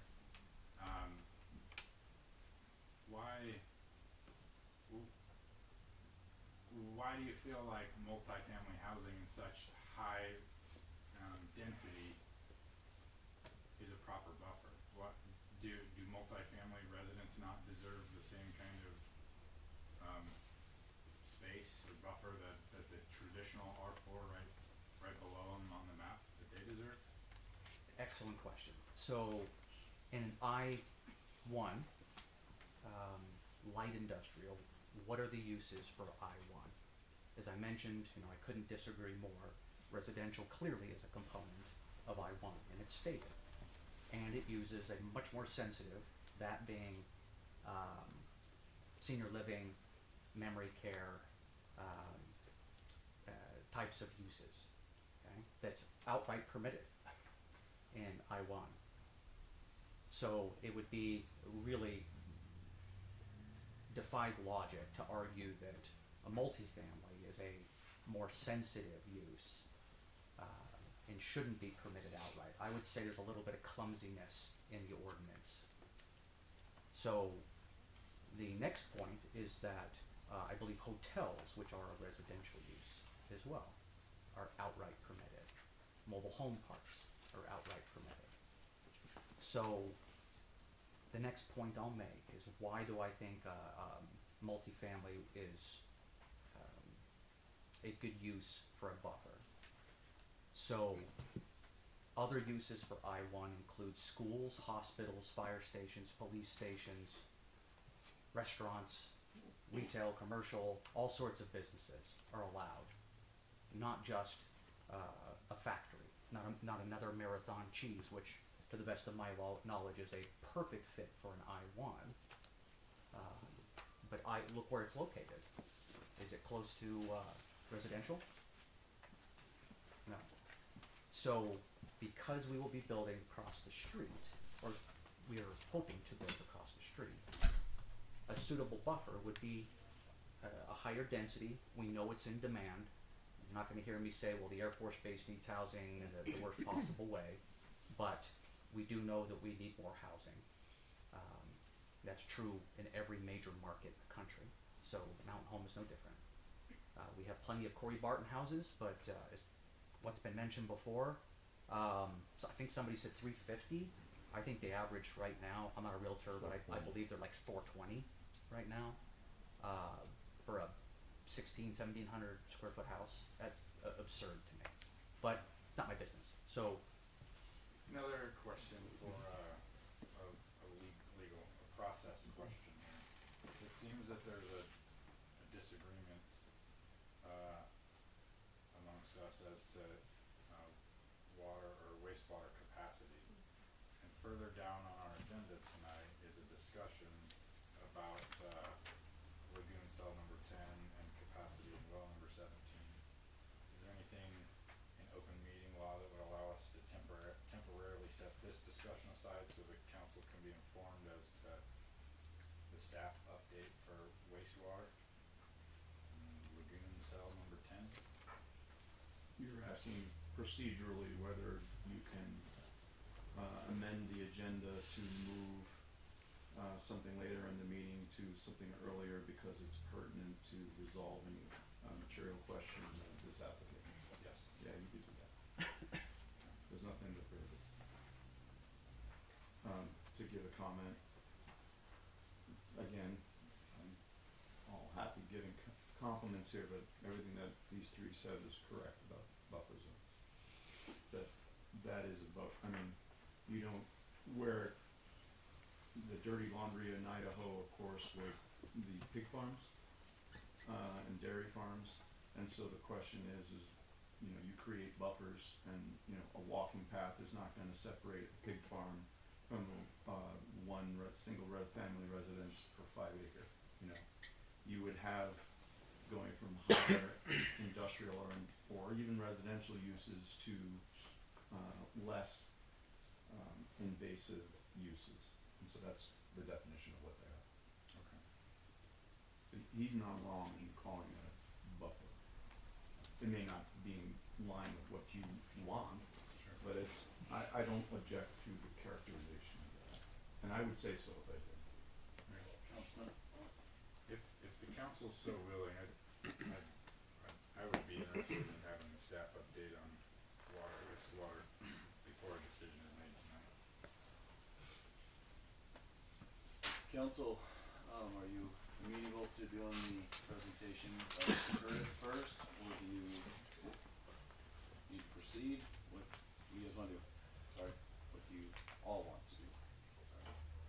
Mayor, Councilman Brennan? I'll make a formal motion to set this aside and move on to new business item number 2 and come back to old business number 3. Second. Alright, it's been motioned and seconded. Motion and seconded. It's alright. Any further discussion? Hearing none, I'll call for the question. Councilman Brennan? Aye. Councilwoman Garvey? Aye. Councilman Harjo? Aye. Councilwoman Workla? Aye. Okay. So, I'm gonna do this real quick, see. Gonna run down to staff update regarding cell 10. So I'm gonna let, Mayor 5 is military liaison position in the old business. No, that's just. no, we're gonna skip all that. We're just gonna jump down to, You're moving number 2 new Two. business to before number 2 old business. that's all.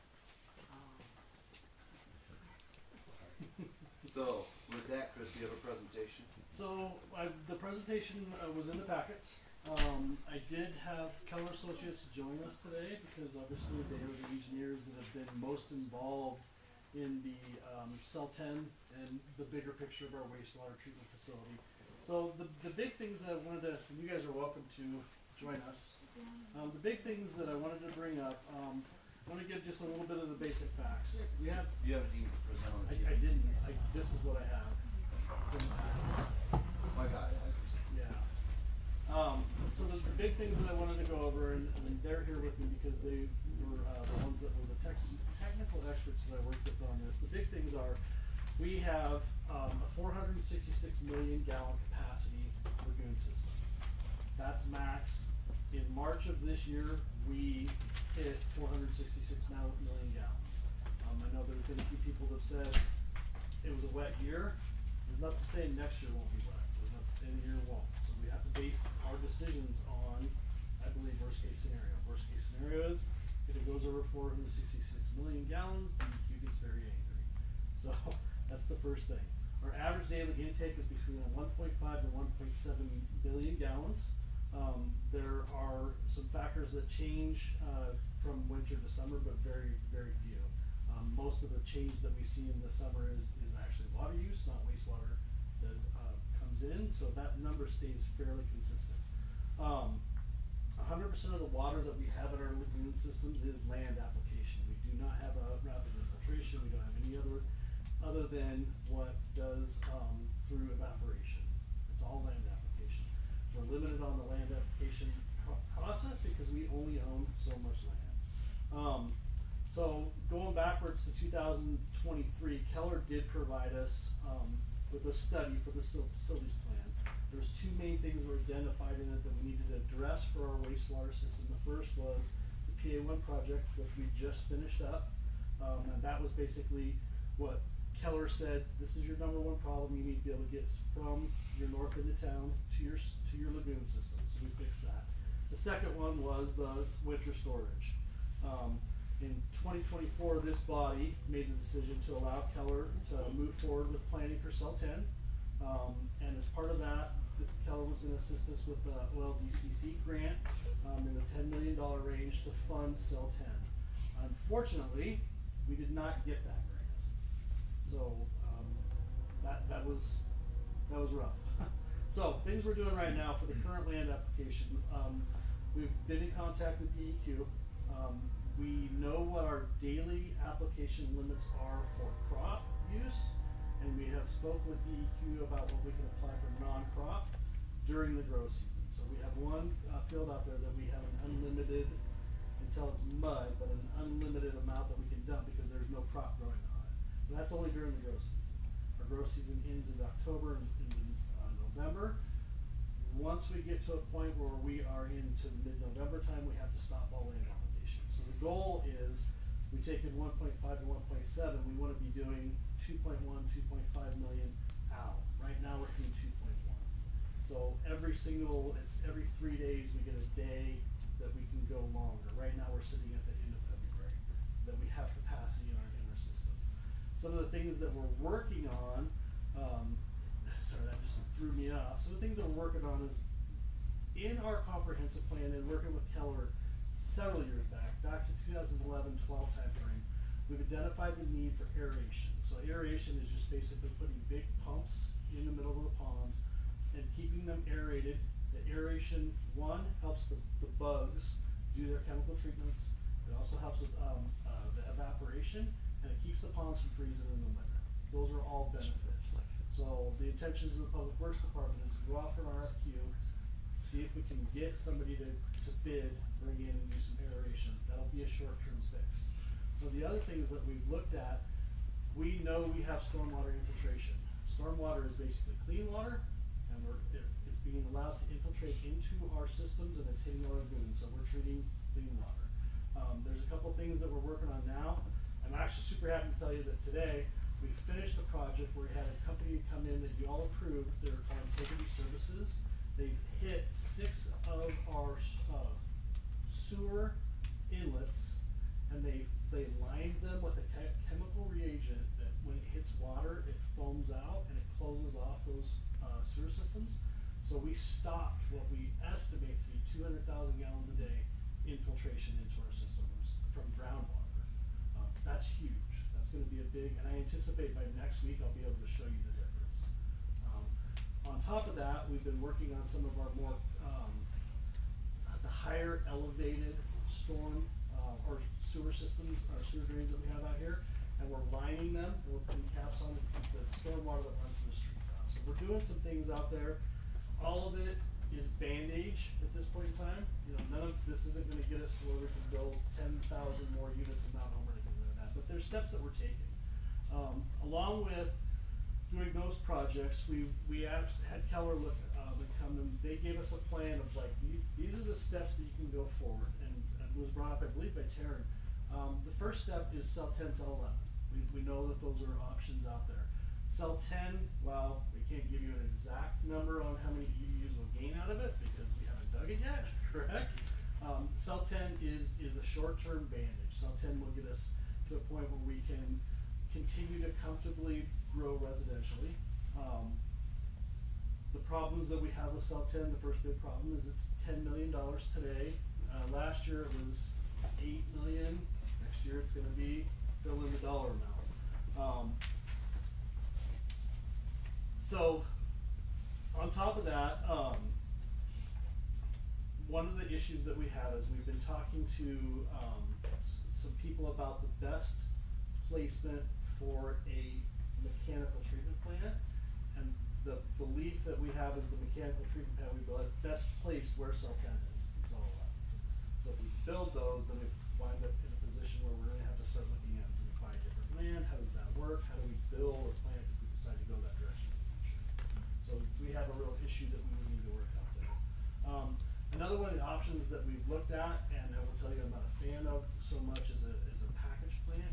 The package plants, they can, and the estimates are wild if you go on the internet, but some package plants will do 100,000 gallons a day, which is nothing to us, but there are some that we found that will do 1.35 million gallons a day. Those are great options, but they're temporary options, because they're basically a semi-trailer. They roll in, they connect to our systems, and they are trailers in the field, basically. I don't love the concept of them. We don't have a record of DEQ in Idaho approving any of them, so we believe there'll be some approval problems if we go that direction. The big scale, the jump that we would need to take, we could do a mechanical treatment plant, and we could do a phased mechanical treatment plant, but mechanical treatment plants are very, very expensive. So we're talking anywhere from $50 to $110 million. The benefits from a mechanical treatment plant is that you can build them in phases. So if we were to decide we wanted to go the direction of a mechanical treatment plant, we could build a plant that today we take in 1.5 million. We will build a plant that'll take in 2. And as we see industrial and residential growth, we can expand onto that to where we'll take in 3.5, and you can build those in phases. Very much more applicable to the taxpayer, because there's only a couple of ways that you can fund these kind of things, and at the end of the day, taxpayers are going to be paying a higher rate. Which is why on the second page I showed you some breakdowns on what we foresee. So I pulled numbers from municipalities around Idaho. These numbers are based off of an internet search, and my understanding is some of these numbers are low compared to what they are today. But we pay $29.68 for an EDU for sewer in the city of Mount Home. Most other municipalities, as you can see by this chart, are 45 or higher. Some of them go up to 70, 80 bucks. So we're under the average. Now, I get under the average, but if we were to get a loan, and we were to say, just take the baseline loan, we can find a $60 million plant at the best possible interest rate, which would be something government backed. That's a $50 increase per year to the taxpayer to build that. It's a huge bite. But if you want to build something that is sustainable for more than 10, 20, 30 years, you want something that's sustainable for 100, mechanical treatment plants are the best option to go for. I also put in here, just to throw it out there is a nuclear option where we could sell the whole system. I don't think anybody would buy it, but we could put it on the market. But the second that we put that on the market, we lose any control. And the biggest control we lose is how much they charge. So those are the numbers I wanted to throw out to you. Then the last piece of the puzzle, and I'll let you jump in. The last piece of the puzzle, right now, we have, and you can see it's 10,150 EDUs. Of those, 8,046 are in use, which leaves us about 1,374 EDUs. And I say that after I just told you that we were max capacity last year. These numbers are not based on how bad of a winter we had. They're numbers that are thrown into an Excel through a program called Waterworth. This is what they spit out. In 1 year, we dropped 188. Most of those are residential growth. We had over 100 building permits this year, so we can see it's going to steadily decline. The next thing that we have to look at is this body, and this part of this body previously. We've approved 2,900 EDUs. They're not building them yet, but they're approved. There's another 670 that have had their preliminary plats expire. They could also come back. So we have a large number of projects out there that have the, Councilman Brennan, thank you, if it's available statement on findings of fact somewhere. So that's out there. worst case scenario, if every one of these projects came to fruition and they all started to build today, we'd have a 3,600 EDU deficit. So, I know you guys wanna jump in? Hang on, Chris, sorry, will you tell them about the other 4, 5 lagoons that are bentonite?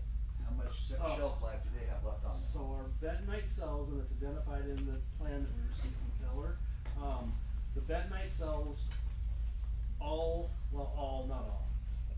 5 of the bentonite cells need major work. They need to be rehabbed. What does a rehab look like? We gotta drain them, we gotta clean them, we gotta realign them. We're talking $40 to $50 million to repair bentonite cells. It's significant.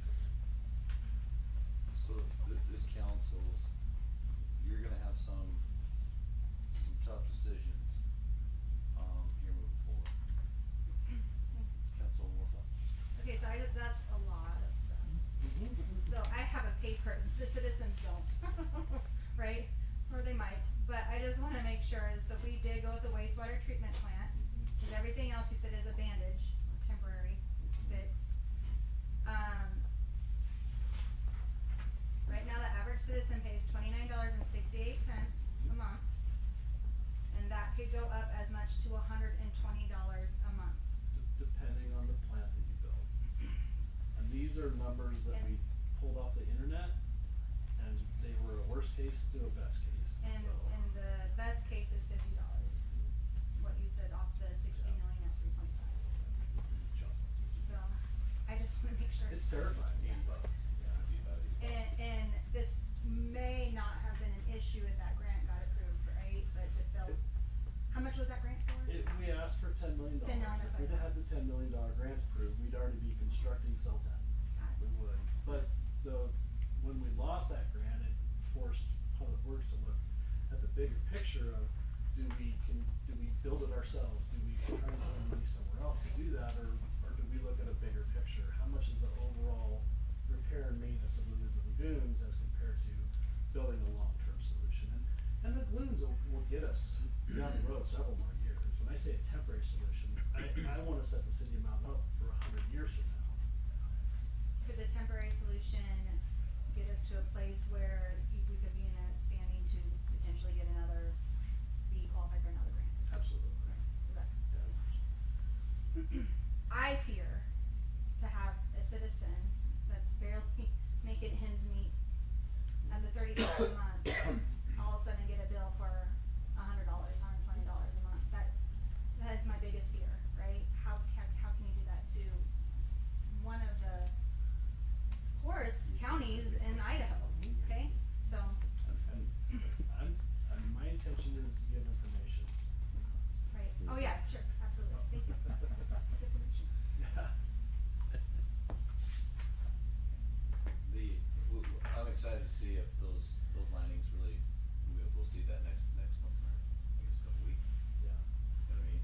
And if that's the case, and I know there's other areas that we could, council's approval, we could do other areas to keep that clean water from infiltrating our into our sewer units. Yeah, that's my goal right now.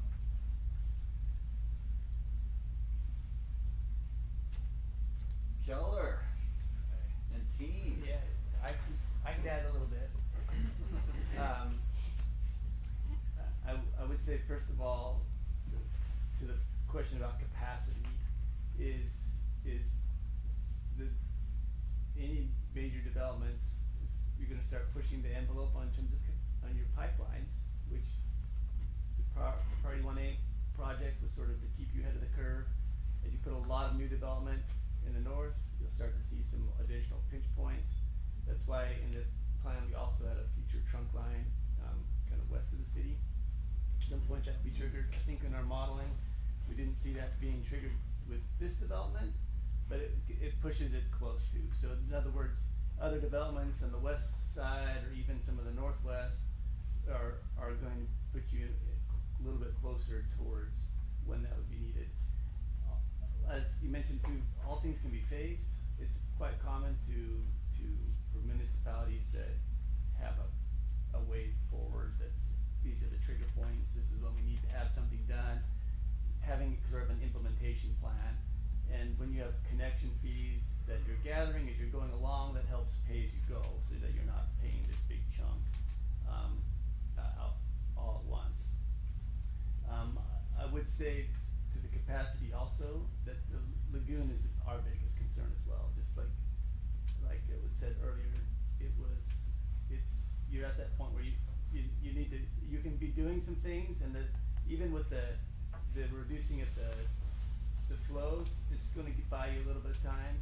Even the non-growing season applications, you can buy yourself a little bit of time, controlling the crops so that they're all alfalfa, so that they use a little more water. All those things would get you a little bit, but you are at that point where you really do need to be thinking about moving forward. We're hopeful that maybe there's another grant opportunity. It's not for the full amount, but we did just recently put in an application with Department of Water Resources for $5 million grant that would help pay some of that. But again, getting that in place is going to be key to kind of stay ahead of the curve, and that's with the status quo alternative. Chris mentioned, lagoons. I might take a little bit of exception as far as temporary. Typically, when you're planning, when you're looking at a treatment plant, you're looking at a 20-year horizon. It's because a lot of things wear out. Long term, are you going to be at a mechanical plant? Maybe so. It's hard to say how regulations will be. Land costs will often kind of dictate that. We have seen lagoon systems that serve communities that are bigger than Mountain Home. You are probably one of the largest you probably are the largest in the state of Idaho, not certainly in the U.S. Your low cost of land, the fact that you don't have a place to discharge to, are all reasons why it's penciled out favorably in the past for this city of Mountain Home. So if it's something you want to revisit, certainly can do that. I would say that the point of phasing, to Chris' point, if you go mechanical plant, it's a big jump. I'd say at least $50 a month is probably the impact, and likely for your first step, because you're building all the major infrastructure. You're building new headworks, you're building new basins. You want to be able to have that expandable, so you're going to have a little bit of spare in there. You're building all your rapid infiltration facilities. It's a big first step, and that's one of the differences with the lagoon is, you can do the one cell and then the next cell, and then with the liners being failed, they have passed the last couple times, and you have to do a test about every 10 years, I think. So as soon as they fail, that sort of puts you on a compliance schedule. It's like, okay, if it fails, you probably have a few years to get that fixed, but they'll be spent. But with each one you do, it's going to be, you're going to probably spend another $5 to $10 million. But it's still, when we did the analysis with the planning study last time, it was still substantially lower than the mechanical treatment plant alternative. So it's, I guess, said a lot of different things. I'd entertain any questions. With our current sewer lagoons, though, we're not able to take a cheese factory or a processing plant. Yes. You know what I mean? Yes. So with any plant, you're going to be it's going to be, you're going to have, it's designed for a certain capacity, right? And so with the lagoon, if you take on 1 million gallons a day, it's going to be, you got to accommodate 1 million gallons a day. That's a lot of EDUs. But you're going to have the same kind of things with a mechanical plant also. If you're going to take on another 1 million gallons a day, you're probably going to spend another 20, 30 million to be able to have that extra treatment capacity. You're going to have that much more rapid infiltration facilities. But it does open up options. I mean, you get it treated, maybe you have reuse, you have other opportunities that you can explore. I mean, so there are definite pros to mechanical plant, but it is a big initial step, and it's going to be a long-term higher price tag, unless you can get some great grants.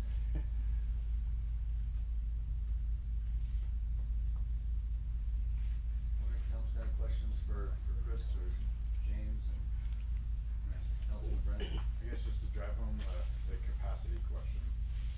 Although we have some numbers that Chris provided, and he said as well, the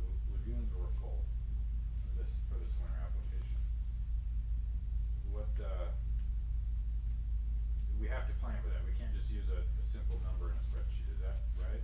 Yeah, I mean, I think Chris is doing some great things right now. You know, part of the challenge of being full last year is the compound of multiple things, right? One of them is a wet year, but also we could probably draw down to where we're a little closer to empty going into the season, perhaps, is something that can be done, or the non-growing season application that's allowed in the permit. All those give you a little bit of buffer, which gives you a couple of years to kind of get a lagoon project in place. So it's not like, I mean, if all these users came in and you had 2,000 connections, all get pulled out permits, make sure I'd be really nervous. But if they're coming in at, you know, a couple hundred a year, you've got time to, with some of these band-aids, we're calling them, with some of these operational things you do, you've got some knobs that you can get things in place. And, you know, that's our recommendation is you know, get out ahead of the curve. If you do move forward with a lagoon, and then decide to go later with the mechanical plant, it's not like it's totally wasted cost, because that lagoon becomes an asset, right? You can put treated water there from a mechanical plant and then use it in the summer for irrigation. Would it have been the best investment? Maybe not, but it does give you options, and lets you, it gives you time to explore different options if you want to move forward with the mechanical plant. If you want to move forward with the mechanical plant, you're probably 4+ years in the process. By the time you get it designed, you get it permitted, get it constructed, there's a lot of hoops to go through. Just the permitting is probably going to take 2 years with rapid infiltration, and then you got there's a lot goes into it. And we've done a lot of plants, and we've converted the plants to mechanical plants, so we're well familiar with the process, but it'll take time. What happens when the flow exceeds the capacity? Does it overflow? At the lagoons, yeah. So built into that capacity is 3 feet of freeboard. So you start encroaching on that. If you've ever been out there in the wind, you know why you need 3 feet of freeboard. So you'll start seeing stuff splashing over the edges. You run that risk that there could be a catastrophic failure. You know, I think before the city would ever get there, and DEQ would be telling you, pump it out there in the land, we'll deal with the consequences. But you'd be violating permits, you'd run risks of that kind of thing. So you don't want to go there. So currently our permit allows us to put it on in off-season. So let's say something happened in January, and it's, you know, it might be cold out, but we're gonna go be spraying water out there on that ground. A certain limit, and I think it's based on the soil holding capacity, moisture holding capacity in the soil. So it's, yeah, but when we were in this predicament 10+ years ago, it's like, hey, let's build a little bit of latitude. I think you've only had to do it a couple times, but it's good to have that knob to go with. Snow apocalypse, and then this last year. Yeah. Okay. All right. Anything else for Chris and team? You want me to briefly talk about the well? Absolutely. So the well is much happier topic. The well, really, I just want to let you know that it's coming. We anticipated it would be online quicker than it is. The issue that we've had with the well is that when we get involved with the process where we are receiving grant money from federal agencies, we have a requirement to do the Buy America, Build America, Buy America, which requires us to purchase everything for the entire project American made in America. It's very hard to get electronic components that are made in America.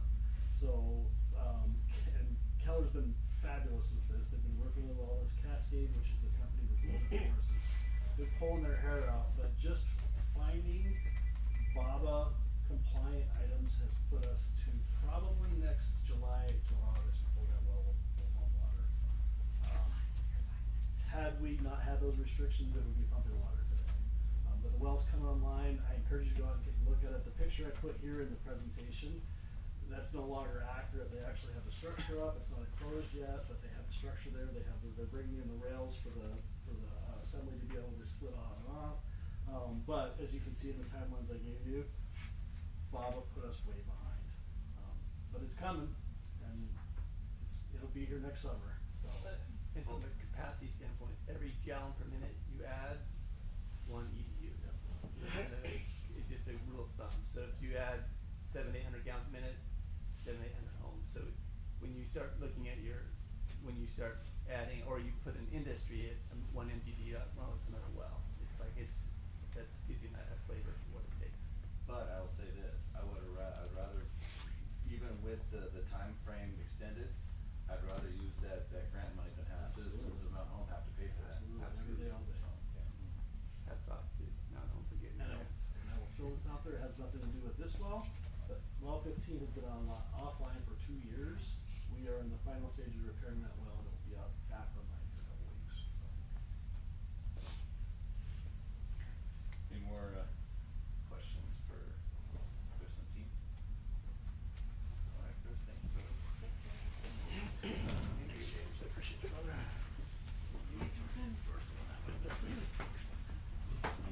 you.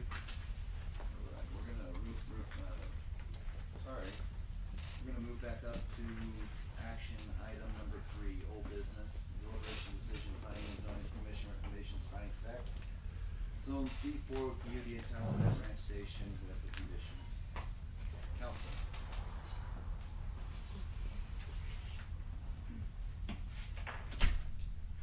Mayor, Councilwoman Garvey? this is just more of a statement. After listening to what Chris just said, and I think we've known it for a long time, but how do we build more houses when we don't have, it's a very hard predicament that we're in. We don't have the proper infrastructure, and at this point, we don't have a plan, really. That's really a tough predicament to be in, because we know we need housing, but we just don't have it.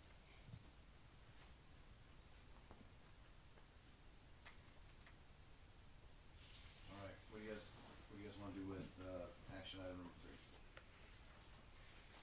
Mayor. Councilman Harjo. Karen, if you don't mind, I have a couple of questions for you. And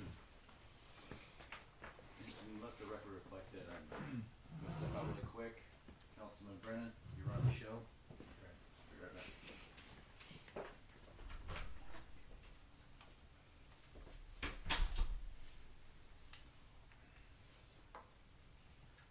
On the right HDMI, Terry? I think so. I didn't touch anything. I might just be getting tired. There we go. Okay, so, the rail industrial annexation agreement, I'd like to step back into that. Again, I guess to ask the questions, under the definitions section, of a conceptual development plan, there's a statement in here that reads, that the submittal of a more detailed planned industrial development plans for the city approval,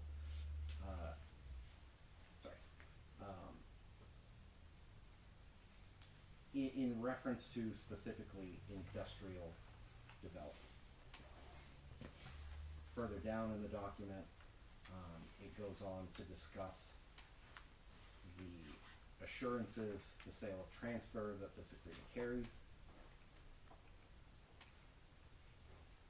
As I read this document today, there's discussion in this hearing, or in this proceeding, about buffer zones. In your interpretation of that, it is being, I guess, applied as residential under the rezone to C4 R4 PUD.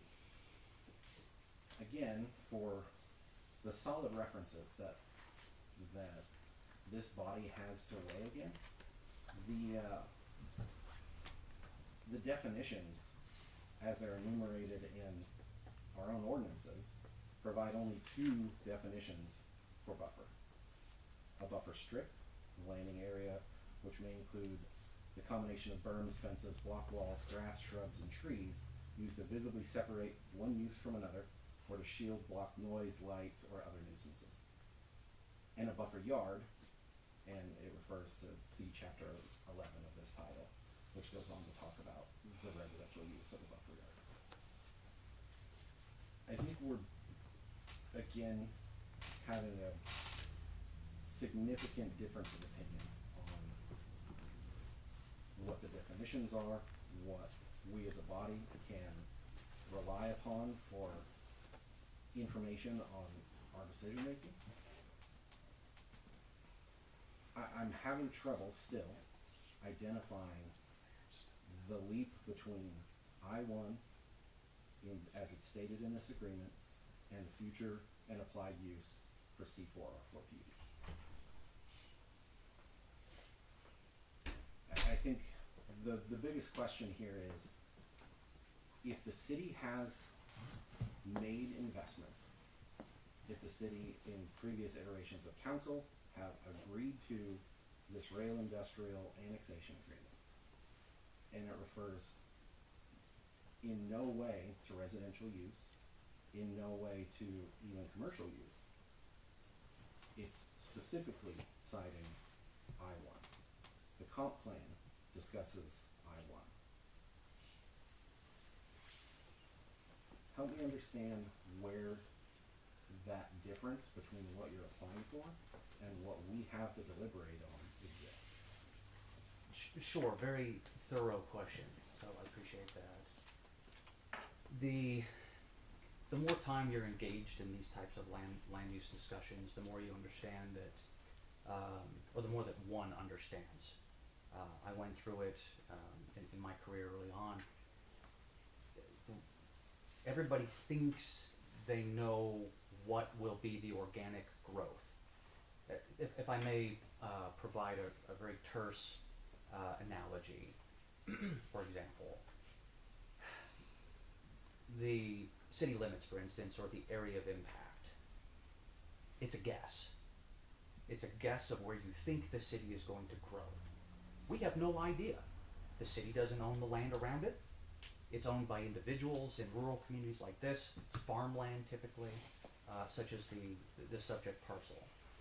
So we're the body and the bodies that made the decisions and were participant in the discussions were making the best guess of what they thought would be in the best interest of the city.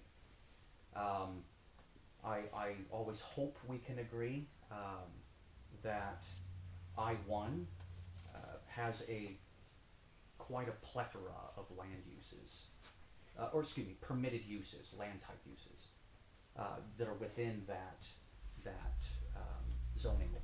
So, which does include residential. So, that is why I say, well, if we're proposing something that is less intensive, it may have been either an oversight, I don't know, or simply that the decision-making body didn't think that a higher density residential was, it may have been something that they simply didn't want personally. However, they listed other types of residential. That's why I'm stating that over and over again. So, also included in I-1 are things that are not typically associated with industrial. Schools, for instance, are permitted outright. Fire stations, police stations, shopping, retail, all of those things are permitted. So what one has to do then is to interpret. And that's why if I look over at Mr. Fitzer, there's interpretation. The ordinance, there's no way somebody can identify every possible use that one might have, a land owner or a prospective developer or business. So the argument that I'm making is that we didn't propose originally when this began any real residential, it was industrial, and I wasn't privy to these conversations. So since 2008, 5 or 8, somewhere between there, how many industrial users did we have? Potential. I think there were plenty, but either they wanted the land for nearly nothing, which isn't good for the current landowner. So, and I'll express as well and stress that Mr. Wheats has invested a considerable sum of money into both the city and in Elmore County as well. Considerable amount. My investments in the city are considerably less, but to the tune of $1 million is what we've invested in this community already as well. We do that because we believe in the city. We believe it will prosper economically. We believe that it will be a good place to raise children. Mr. Wheats shares that. And he understands that, and I don't mean to talk him up, but these are the discussions that he and I have. What's in the best interest? We want industrial use, but in order to get it, there needs to be additional investment on top of the city municipal concerns like water and sewer. They're looking for roads, expansion or extension of water and sewer lines, and they don't want to pay for it, or they won't come here. That is why we think that this particular use, and another thing they mentioned is where are employees going to live. I'll say an economic truism. You cannot increase the wages enough. Well, there's a term for this, I can't remember it in economics, but you can only increase the wages so much for any given industry. If somebody's working in an Amazon fulfillment warehouse, your wages can only go so high until Amazon replaces all the personnel with robots. Because the robots don't take days off, robots don't need to take breaks. And so you can only increase those wages so much. So my concern is that if we don't get a source of revenue, a tax base, I don't know if that industrial campus maybe it will, if somebody came to Mr. Wheats and said, hey, we would like to do it, we're going to pay for the expansion, we wouldn't say no. But it hasn't happened. It hasn't happened in 8 years. And so there's no reason, we believe, to think that it'll change. So we want to be proactive. And it's clear that there's some concern about growth, residential growth. But we do have industrial businesses, including Marathon Cheese. I know that there were several, I believe several people from the council and the city staff that attended a meeting with Marathon Cheese in the corner of Turner House Depot. And Sean is the name of the plant manager. And he said one of our concerns is the cost of housing. And so you have kids that are staying in hotels, and then kids that are here locally that live with the parents that would like to get out, but there's no place for them to live. They can't afford a $400,000 house. This is the solution for all of those things. So whether we agree or not, I don't know if that's necessarily all that important. If it were really clear and bulletproof, we wouldn't be having this discussion. In fact, if all the stars aligned, we wouldn't be coming to you with a PUD. We would have an ordinance that outright permitted multifamily. We don't have such an ordinance. It's allowed within R4 and C4. There's no ordinance that says high density is allowed here and here and here in these zones. So hence the PUD, hence our coming to you for permission. I'll note the annexation agreement, again, does clearly say a buffer, and what constitutes a buffer is left for interpretation. I wish it were a little clearer. I certainly do. Words have meanings. And so in addition to the comprehensive plan, we do have the area of impact that shows that this was originally considered a residential area. This is, I pulled from the city website. This is the map that you pull up. Karen, is there a date on that map? I pulled it on September 23rd. The date of creation. I think it was 2010 is the last iteration, almost 2011. And In that which is, we've had at least one comp plan full review since then. The annexation agreement was created since then. We've heard tonight that permitted development numbers exist at 2,900 EDUs worth of use and capacity. The annexation agreement, again, still clearly states no any other intent for that ground but I-1. The landowner has agreed to the use restrictions per this document.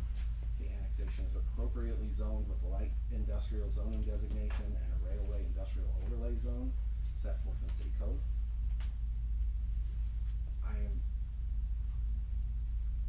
I am still at a loss for where these two concepts are congruent. Showing a map that is created in 2010 with the connotation that this is both a current and adopted use for land it's outdated, to say the least. I think we have enough here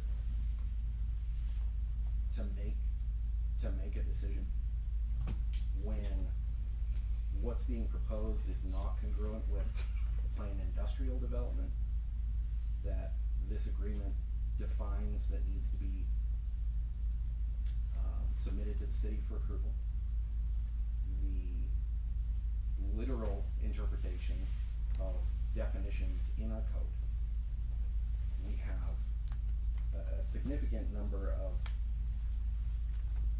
factors that weigh in, is our city capable of delivering what you're asking for that's set in front of us?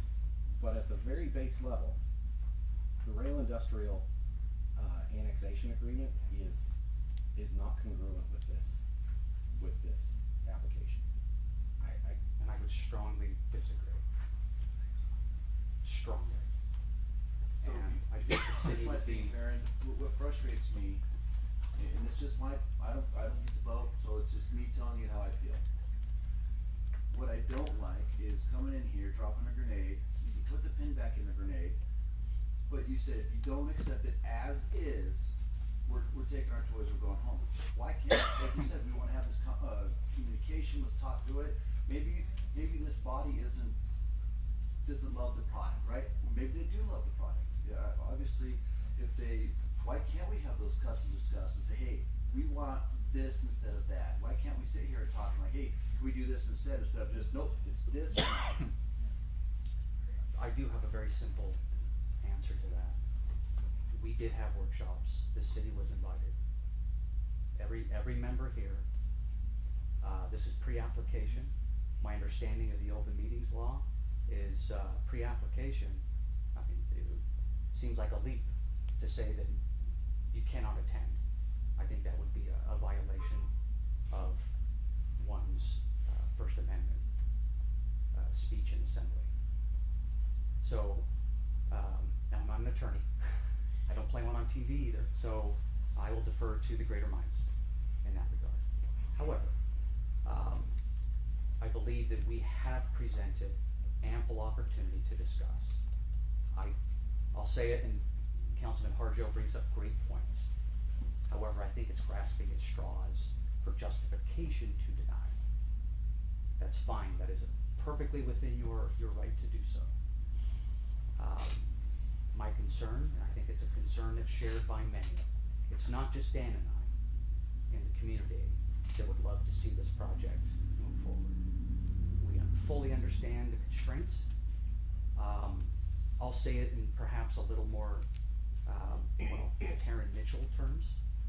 I do believe that, I think that it's personality conflict rather than concern with the project.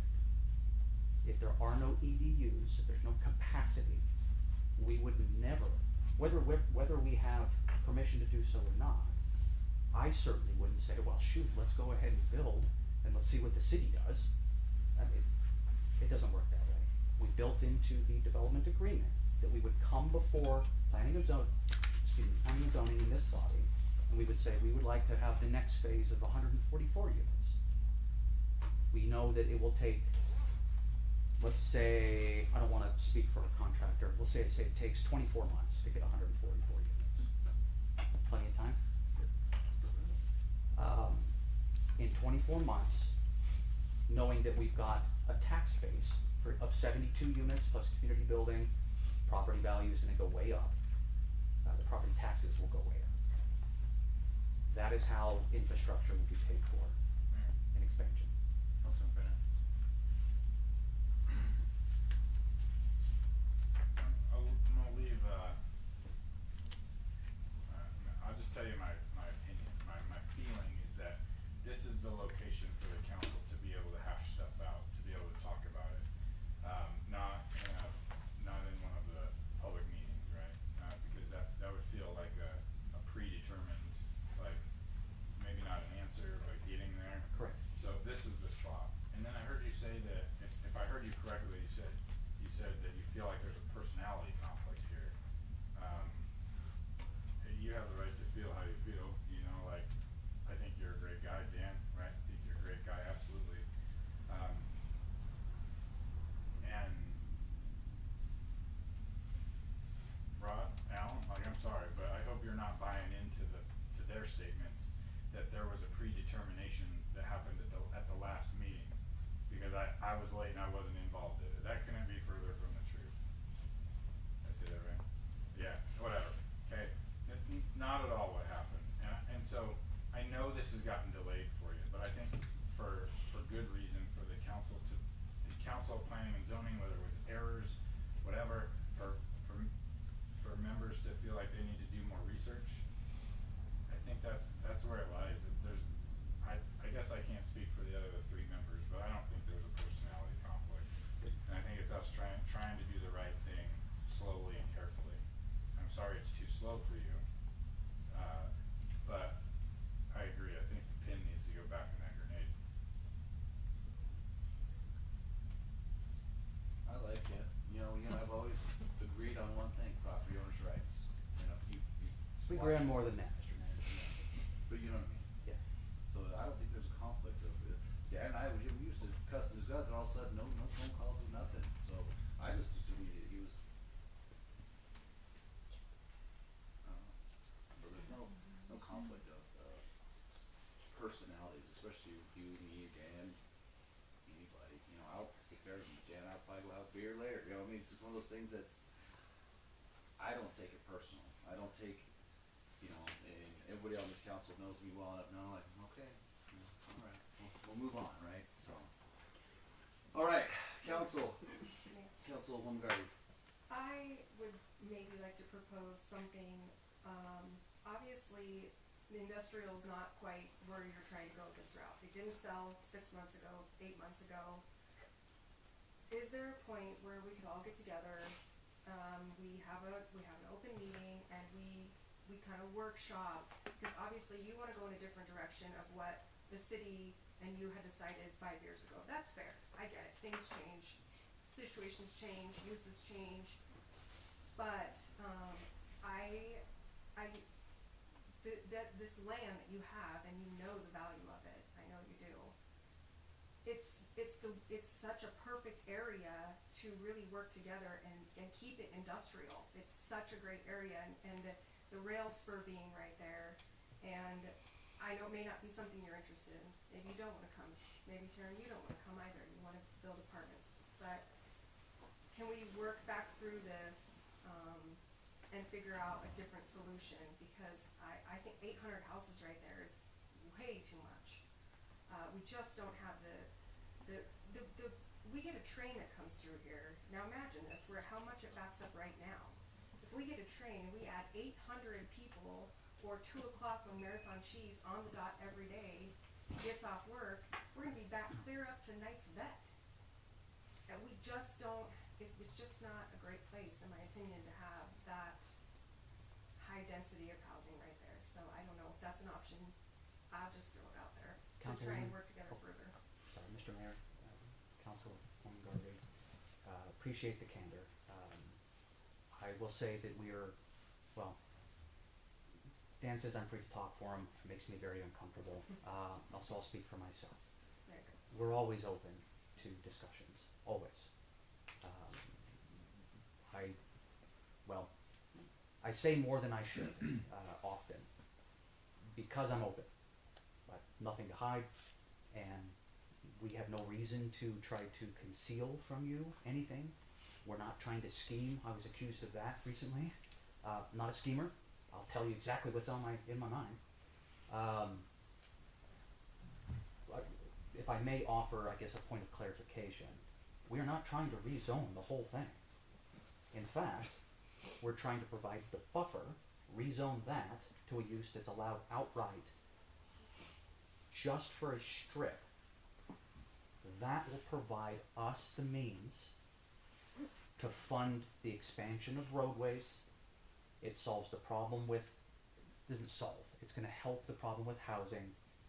Does it provide some concern or challenges with water? I don't think really there's much of one, but sewer, possibly, yeah. Are we open to discussing how we solve that? Absolutely. We have. We took a field trip to CUNA to discuss a possible solution, either temporary or permanent. The statement I'll make, and I'll say this and be done, but development is hard. Development is hard for everybody. If it were easy, everybody would do it. It's very hard. So I've got some very good engineers behind me, and I one day hope to be a good architect. In the planning of development, we're making a proposal that we believe is the best use of the land, to give a return that allows the landowner or the developer to get a return and to further expand. How are we going to pay for roadways? How are we going to solve our problems with traffic if we don't have a tax base? And we've proposed this, we're building Helen's Way, we're building Bennett Ranch Parkway. We're building it. We started already. It wasn't a bluff. We're not going to start and stop, albeit if we don't have funding coming in, it'll be a lot harder to move forward and make it happen quickly. So I hope that's part of the consideration. I know that it's been discussed before. So I'm not going to trying not to make an appeal to emotion. I think that's a bad way to do business. I think that the merits of the project stand on their own. I do believe very much that this is a step in the right direction. I know there are plenty of naysayers. This doesn't stop the development, as Dan mentioned, but additional expansion. I mean, well, some of this is state land, but we have up to several thousand acres of industrial. However, how do we get there? This proposal, I believe, solves or resolves that challenge and answers that question, how we get there. Is there an alternative? Perhaps. I haven't seen one.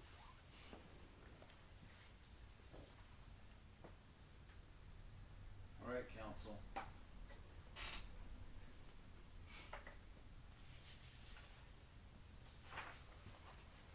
What do you all want to do?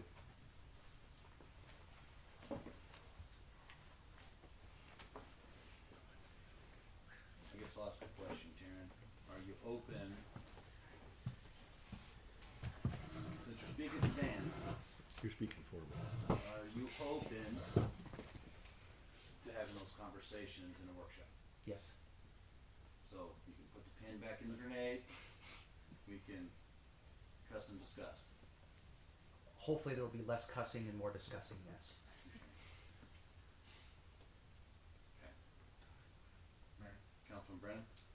With that, procedurally, can we indefinitely table so we don't have that mandatory year waiting period for a denial? Well, as long as there's not a denial, and it's a table, then you do not address that issue at all. Okay. You don't, I mean, for advertising purposes, I always advocate tabling to a date certain, only because it's easier. However, if you guys have to schedule a workshop, things of that like, if that's where you're going, I would strongly advise you not to deny it. Cause that just starts the whole apple cart all over again and does create the delay on an application fee. But that you would, despite, Mr. Wheats's comments at the outset about what a table would do, if that's what your inclination is table or deny, I would strongly urge you to do a table so that you can do a workshop. Mayor, Councilman Workla? at the beginning of this conversation, Mr. Wheat said, if you table it, I'm taking that as a flat out no. Is that still your perception? He's whispered in my ear, that I'm allowed to speak for him, so hopefully he's not shaking his head. I say this with all the courtesy that I have in me and kindness. We do believe that we've been unnecessarily delayed. We don't take it personally, absolutely not. I've spoken at length with all of you and quite enjoy our conversations. There does come a time where a decision has to be made. Money has been spent, a considerable amount, by Mr. Weeds. And I'm both morally and professionally obligated to seek his best interest. I can never break a law, well I guess I could, but then I lose my license, I go to jail, but I wouldn't do that. So in pursuit of his best interest, I believe that maybe a little more assertive approach was the right choice. I don't like using, grenades and bombs and things of that nature, but more assertive. I mentioned at the very beginning, I watched to see if you look at me in my eyes. One person looked at me last time we met. Not the point, I'm sorry, Councilman Bennett. Looked at me, looked in my eyes. It was a quick look and then you looked away. Tells me that it's not, I could be wrong. It tells me it's not necessarily in our favor. So that's why I thought it was best that we be more assertive. We don't want to threaten you. I think that's a very, very bad policy. But we believe so strongly that this is the best way to get positive economic prosperity in the city, the county. I don't necessarily have the best working relationship with the county either, and but it's neither here nor there. I believe in the project, and I very much can attest to the character of Mr. Weeds. So, Mayor, I can't approve the 864 homes, so I don't know what the workshop would bring about. I don't understand what the workshop would even entail. I want it industrial, it needs to stay industrial, so I guess would I just make a motion to deny this project? You can make a motion.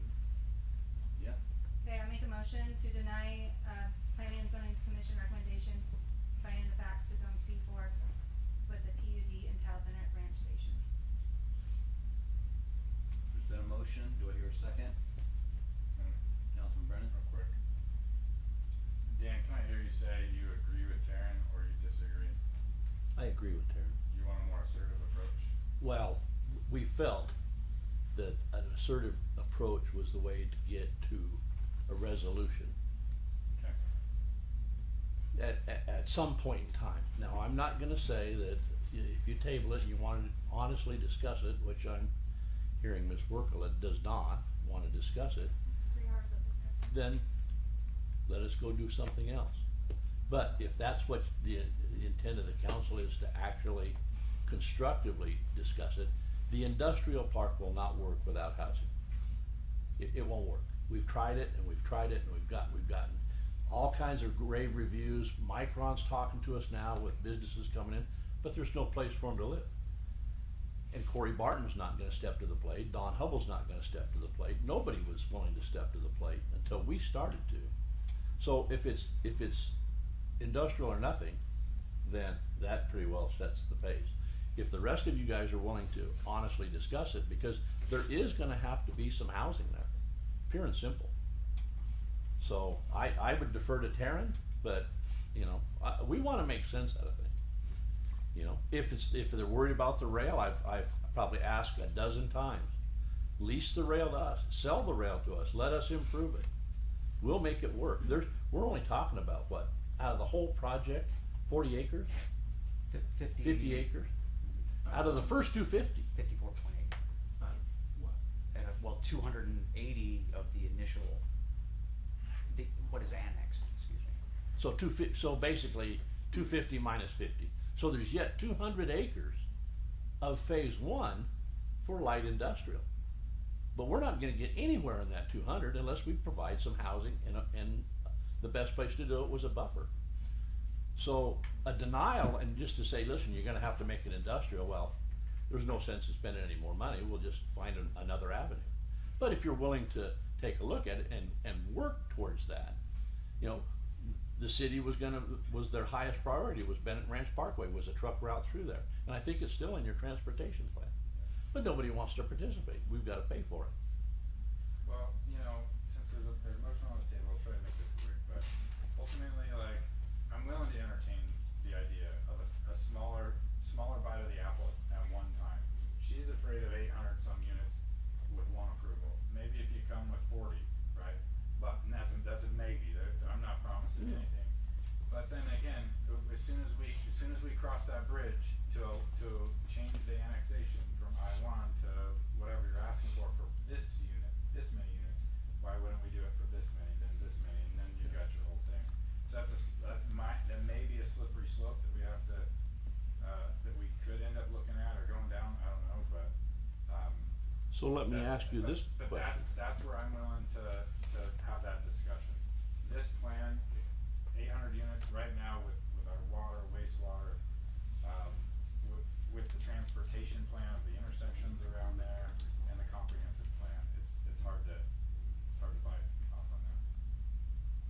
Firstly, let me just make a comment on that, Councilman, is would you want to endure this every time for 40 units?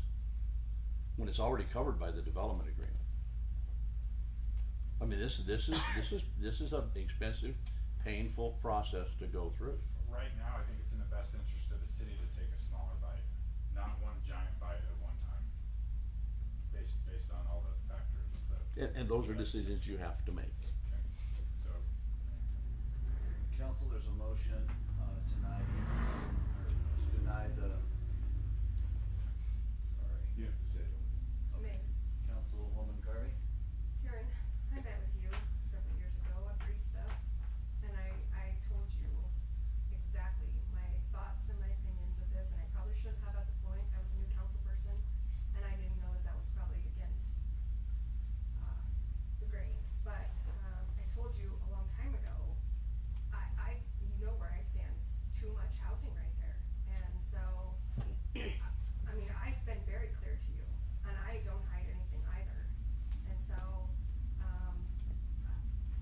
800 there is too much. We just don't have the capacity. I don't wanna deny the project. I do understand why you're trying to put housing there. I am in business as well. I understand you're trying to get some capital.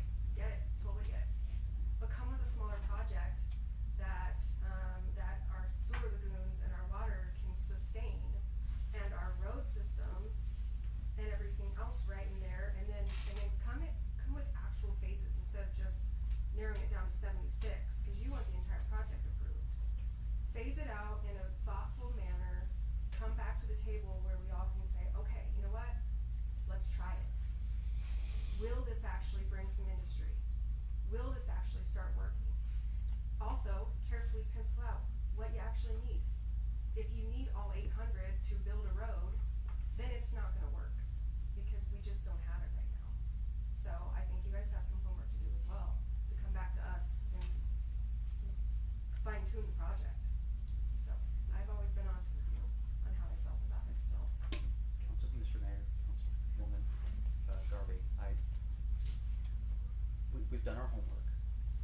There's always more to be done, and we've run numbers, and We have a very, very, very sophisticated pro forma. So I don't take exception to anything you said. I just want to clarify that we have the evidence to back up our position. 864 is a lot. Organic growth is always the best growth. And I wish that we have land available to us wherever we want, and we could say, okay, where would you like these to go?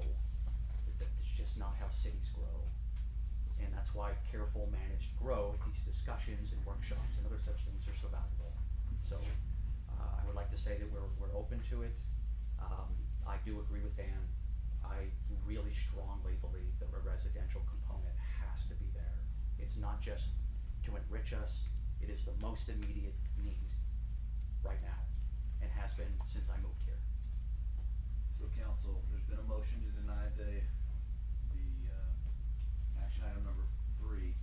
Do I have a second? Like a second, Mayor, if Councilwoman Garvey, I will make a motion to table. hang on a second, lack of a second. Oh, I'm sorry. No, there you go, lack of a second, I apologize. motion dies. I'm dumb. Councilwoman Garvey, Mayor, I will make a motion to table this, to a hopefully sooner time frame that we can all get together. I know with the holidays and it's gonna start to get busy. And hopefully we've got some other meetings that we're all trying to get to as well, but, I make a motion to table it.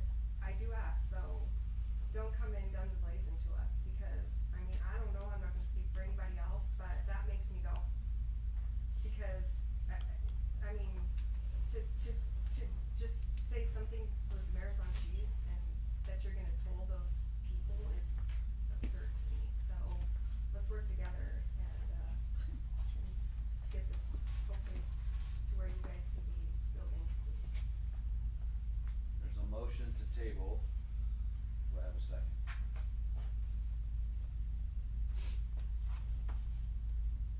Hearing none, motion dies. Council? Councilman Brennan? That's one of those two options, I guess.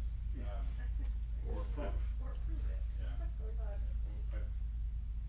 I've heard that they want the more direct approach, and I guess denying is probably the more appropriate answer. Redrafting something entirely different and coming back. That wouldn't have a mandatory 1 year, would it? Yeah. A whole new plan? Yeah, it's basically recast, it's not a whole new plan. It's gonna be recasting the same plan with some, I mean, I'm hearing them, they're going to bring back some, if they bring something back. They'll be bringing back a variation of what it is. Maybe some less housing, but it'll still be in large part the same thing, but, so if you deny it, it'll be dead for whatever the timeline is of, so if you deny it, that'll be it for a while. Well, I heard that the developer wants that instead of a table. My motion, sorry, Mayor, Councilwoman. I'm confused, then my motion died, so what do you do now? You can redo the same, you can do the motion again. Alright, I'll do the motion again. You guys are confusing me. I'll make a motion to deny planning and zoning's commission recommendation and finding of fact to zone C4 with a PUD and tile Bennett Ranch Station. Second. It's been motioned and seconded. Any further discussion? Hearing none, I'll call for the question. Councilman Brennan? Aye. Councilman Mokwa? Aye. Councilman Garvey? Nay. Councilman Harjo? Aye. Okay. Thank you. We'll run down to action item number 5. Council? Okay, actually, let's do a quick 5-minute recess. Come back here. Let's make it 10. Oh, I know everyone's going to that.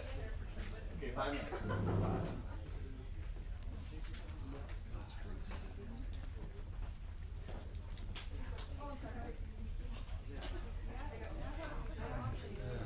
I've redone the second motion a couple times before. Because I thought they.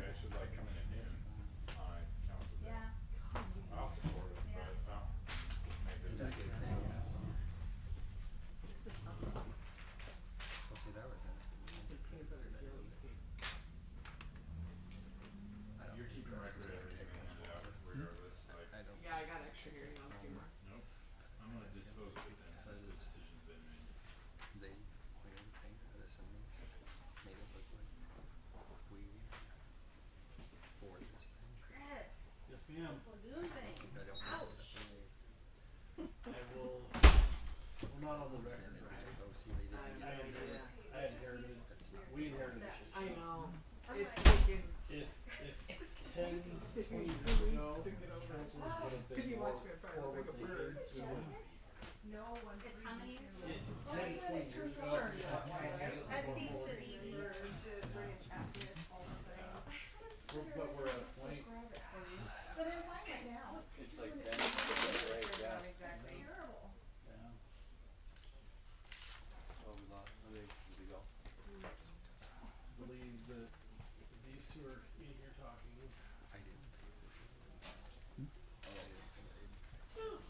I'm just bringing a loaf of bread and a peanut butter and jelly Do for you now. want, I have goldfish. I just looked, I was like, oh. Goldfish, you want? No, I'm okay. You wait, you wait. We won't judge Bars? you. No, I'm good. Hey, I got smart. The last time when we had that long meeting and I was like, I am starving, Scott's like throwing me down a granola bar. Anybody else? Anybody? It's like my signature dinner on council meetings. Peanut butter and jelly? Ours is pizza. My thing is, I don't eat after 8:30. So I'm my like, boy. I got 10 minutes. You can do an exception. bar. You want goldfish? No, no.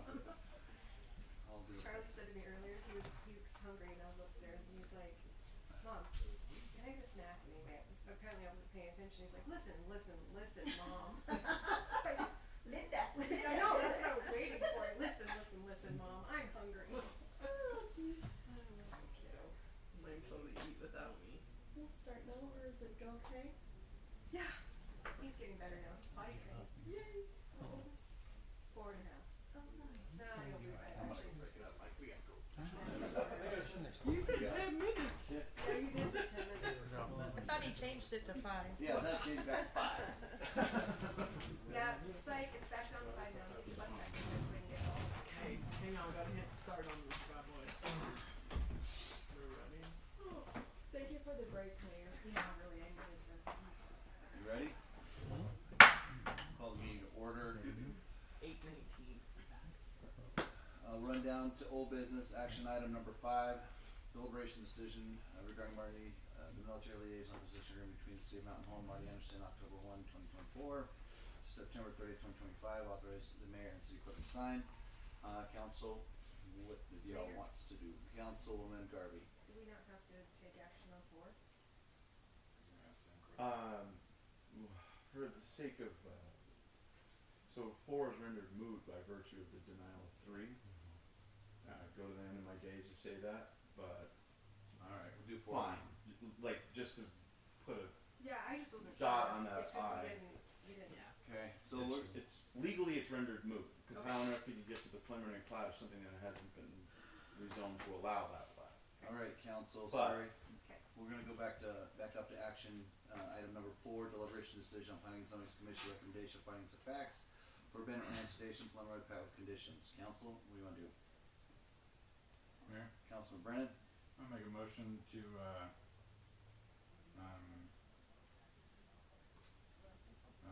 deny extending the agreement, between the city of Mountain Home and Marty Anderson effective. No, wait a minute. I went to 4. 4, I'm sorry, we went back up to 4.